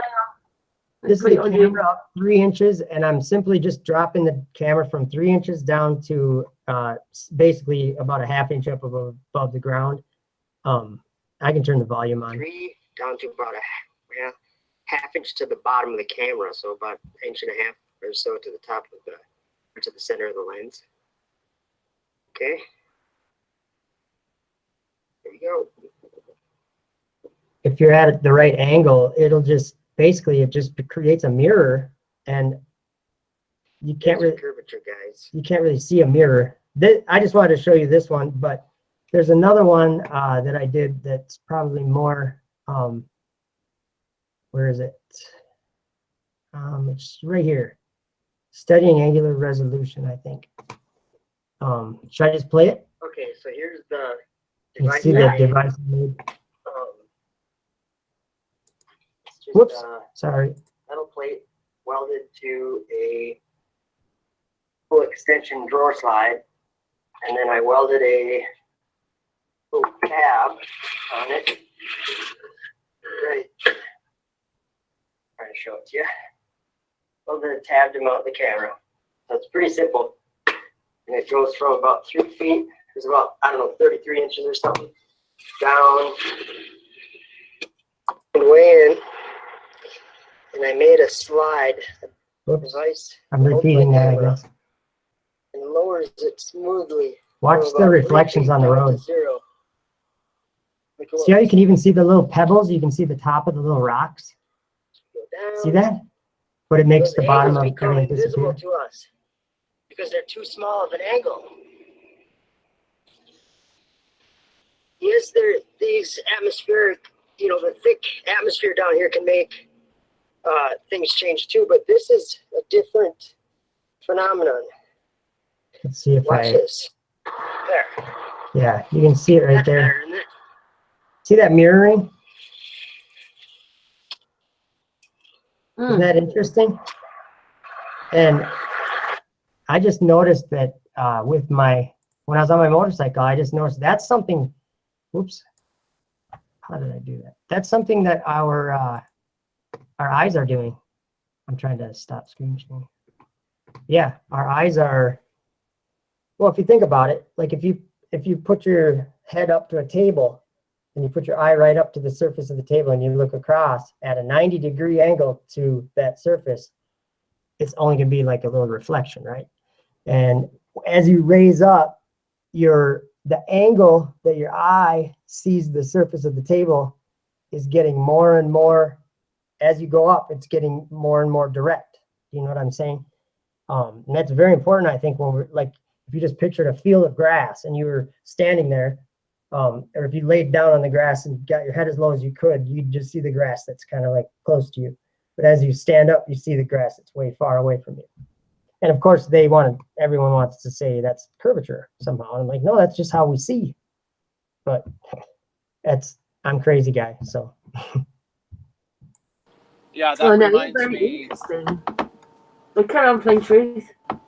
That reminds me, I had a Facebook interaction with a PhD, and I brought up flat Earth, and he just flat out called it ridiculous and just absurd. He said, well, if it's flat, why can't we see China? I mean, this is a PhD, right? Just shows a lack of understanding.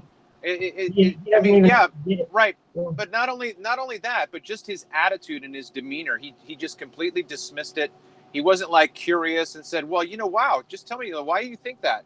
He just completely rejected it. Yeah. And when I brought up atmospheric distortion and the acuity of our eyesight, he's like, that's ridiculous. I just was so, because I really like the guy. And I respected his work until this. The way he treated me, I was just like, wow, I cannot have the same respect for you that I had 5 minutes ago. Blinded by science. It was really disappointing. Falsely so-called. Yeah, that is disappointing. I understand that totally. I mean, same here. A lot of people that I was like, wow, and you're just not even going to look at this. Okay. Can I just say something? Yeah. I've got a new workmate, a new guy at work, and I asked him the other day about the flat Earth. Him and this other guy, the guy from Greenland, they asked first, and I showed him some pictures of these maps with old Hyperborea and these old maps that you can see in that. And I asked him, "What do you know about this?" He's like, "Oh, I don't know anything, nothing at all." And I'm like, "Well, find out, man. You need to find out." He's got his family over from Greenland now this week. So I'm asking, like, find out. I need to find out. Ask them, And then the other guy, I was asking him about, what do you know about the flat Earth? Have you heard of the flat Earth? And he actually had, And he's actually relatively open to it, And he's asking me a few questions, and I'm doing as best as I can to answer him, And anything that, I'm struggling on or whatever, I'll say to him, right, if you've got any questions, just let me know, He's not asked me anything yet that I've not been able to answer him. But I can see that he's delving into it now, And I'm like, oh no, what have I done here? I actually feel sorry at the time because I know that he's going to be spending years looking into this. He's probably going to be spending the rest of his life looking into this, But it's true. And today I caught him at dinner time, and I could hear he was looking at the sun paths and moon paths, and I'm like, oh no, he's got it now. Shit, what we've done. Right? Yeah, but he is very open to it. But that's a good thing in comparison to like what Plain Truth just said then about this guy with a PhD that won't even look at it. I mean, that it's just ignorance, and I hate that when people are so ignorant that they won't even look at it, And someone that you would think would take time to look at something like that. Not only that, but he is also against the mainstream in his field. So he already has taken a stand against the mainstream. So he, in terms of what we're doing with science in his field, he took an opposing view. He did not take the consensus. So he already is, as far as we're concerned, he's already like very far on his way to being able to see exactly what we're seeing, is what you're saying. Sure. If you want to consider the fact that he would consider himself a truther in his field because he took a different position. He saw something and said, that's not true. He saw science falsely so-called, and he actually stood on their side of truth. That's awesome. Right. Yeah. Good for him. Awesome.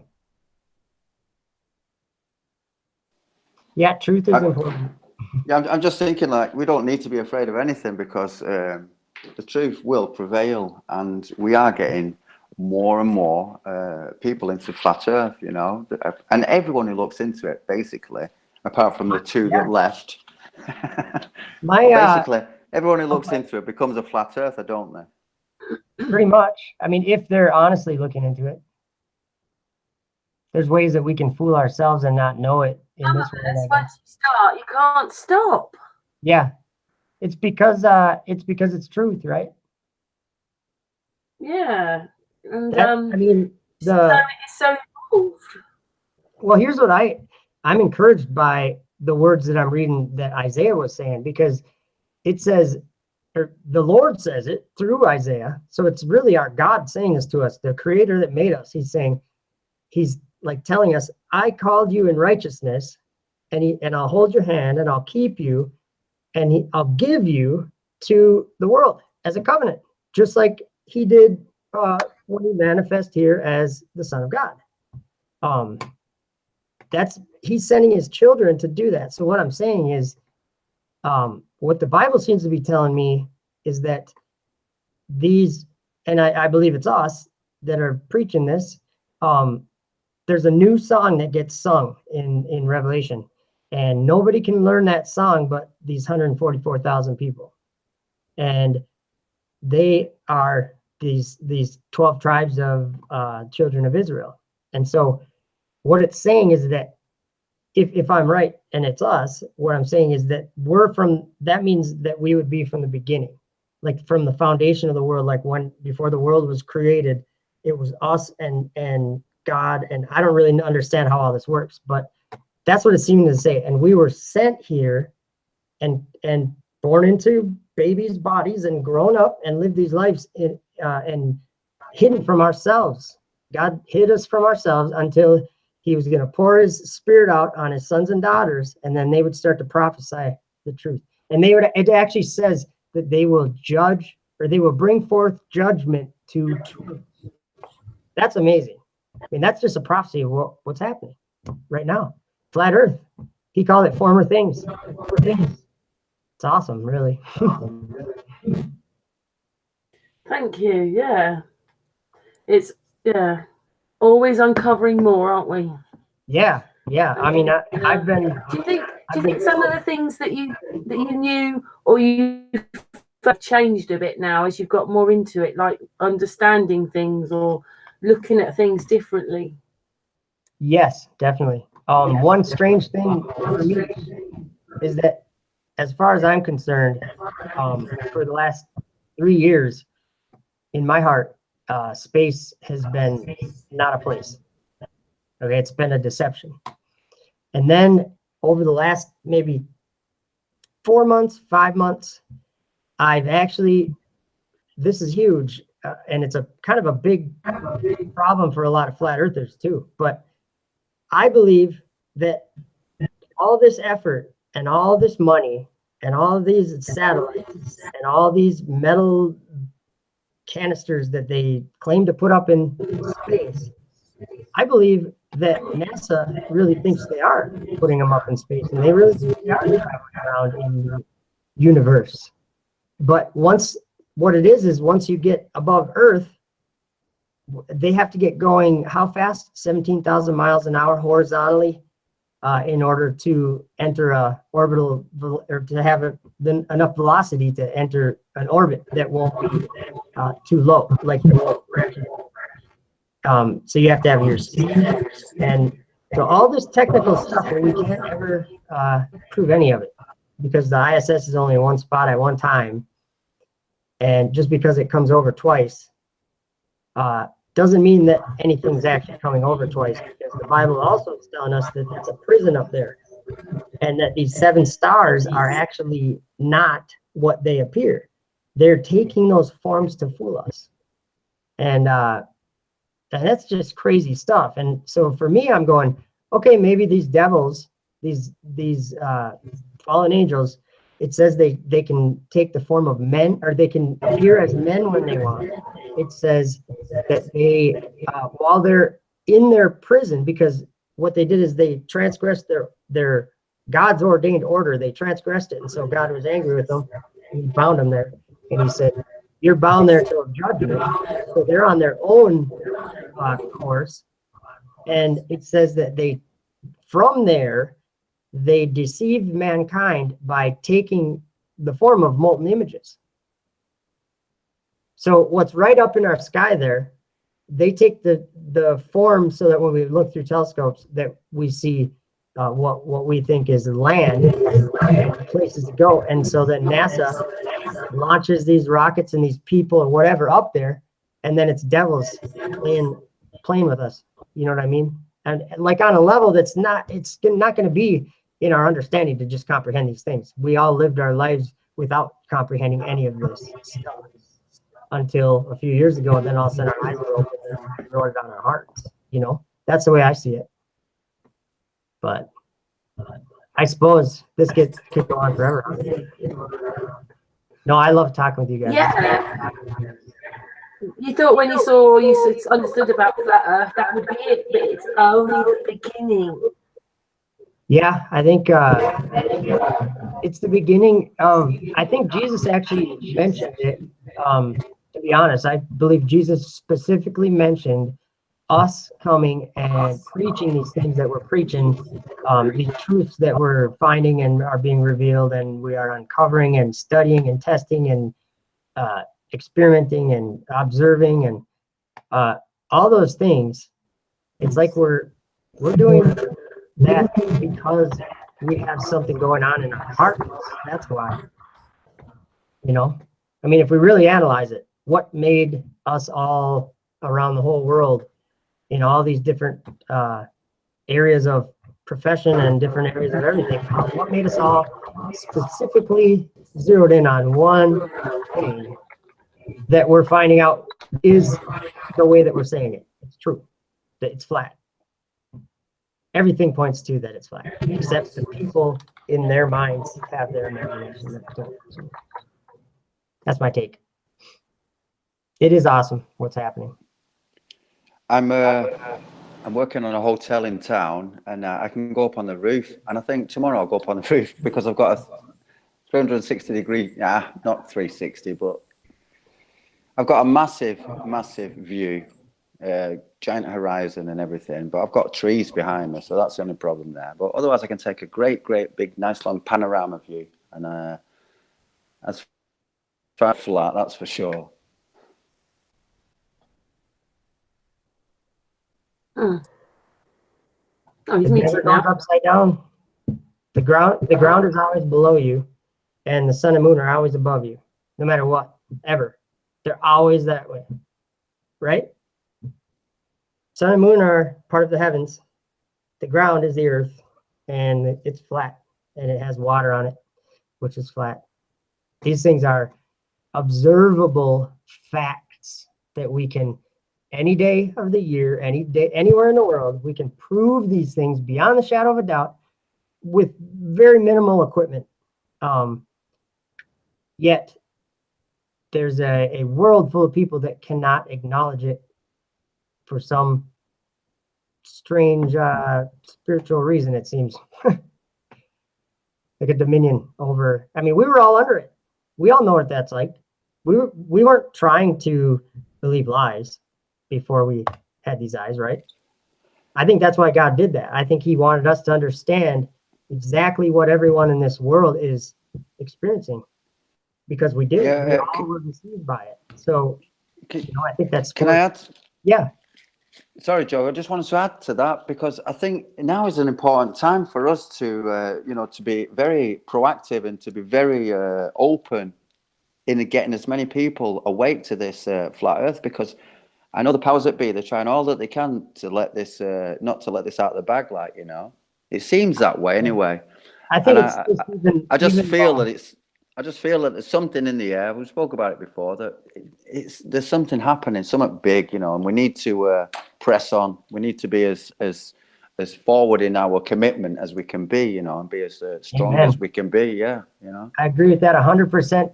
Jesus said, that was the verse I was trying to point out. Jesus said there would be a gospel of the kingdom that would be preached in all the world as a witness to all nations, and then the end would come. So I think that we're just setting up, we're preparing the way for the Lord, really. With flat earth, but hey, I'm not crazy. There's things going on, like you said, there's something spiritual happening. It's not explained by simple cognitive dissonance. No, we were blinded in a way that is really not explainable. I'm just saying my eyes are open now, and I believed lies before, but I've always wanted the truth, right? So yeah, it's the other thing. Here's what I believe. This verse is this is Jesus talking to his disciples privately, I think. Or no, this wasn't privately. He said in John 16:13, he said, "Howbeit, when the Spirit of truth comes," because he said he was going to send us, he's going to pray the Father to send us a helper. He said, "Howbeit, when the Spirit of truth comes, he will guide you into all truth. He doesn't speak of himself, but that which he hears, and he will show you things to come. He will take of mine and show it unto you." So if we believe that, I found out believing that and then going in the Word, he's taken me on quite the journey. And I put that link in the group chat there. If you go to my channel, I think the video is called, I don't remember what it was. And there stood before the river a ram. That's what the video is. I used to think the ram was an animal, but then I looked up the Hebrew word was Ayil, and it's like a post or a tree or whatever. So it's very likely Daniel was looking at something tall, just like a rocket, in his visions in chapter 7 and 8. Interesting stuff. So, but yeah, I've put the links to all your channels in the description of this hangout. So thank you. Anybody go to these people's channels, then yeah, they're in the link in the description. Could I say good night to everyone? It's almost 2 o'clock for me, and I've got to go up at like 5-ish for work. Yeah, I just realised we've lost the plain truth as well. Joe, we have been going for over 3 hours now. Yeah. If we're just finish this hangout, we'll say goodbye off air, but we'll say goodbye on air. It's been an amazing hangout, and thank you. You've stayed the longest. Thank you. Fantastic. Thank you all. Awesome. Or hopefully you've made some more friends now, and people For maybe sure. you can do more experiments with or whatever. Yeah, I love it. Yeah, Thank you for very sure. much. Dan's got his eye on you. I got my email too. If you want to email me, effedupworld@gmail. I always answer that stuff, and I get a lot of info and data coming in there too. Cool. I'll pass that over to Stan because you've emailed me, haven't you? I'm not sure. If I haven't, I will. Pass it to me in Messenger on Facebook afterwards. But okay, it's been a really amazing hangout. I've really enjoyed tonight. Everybody that's been on, and thank you so much to the chat room, and to everybody on the panel. And Joe, hopefully you will come on soon again, and like the rest, come back soon to Sun and Moon, and very much appreciate all that you've all your work and everybody. Thank you. Been really nice, really enjoyed today. But we'll say goodbye off air, okay? Anyway, Okay. on air, good night everybody. Good morning, good afternoon, good evening.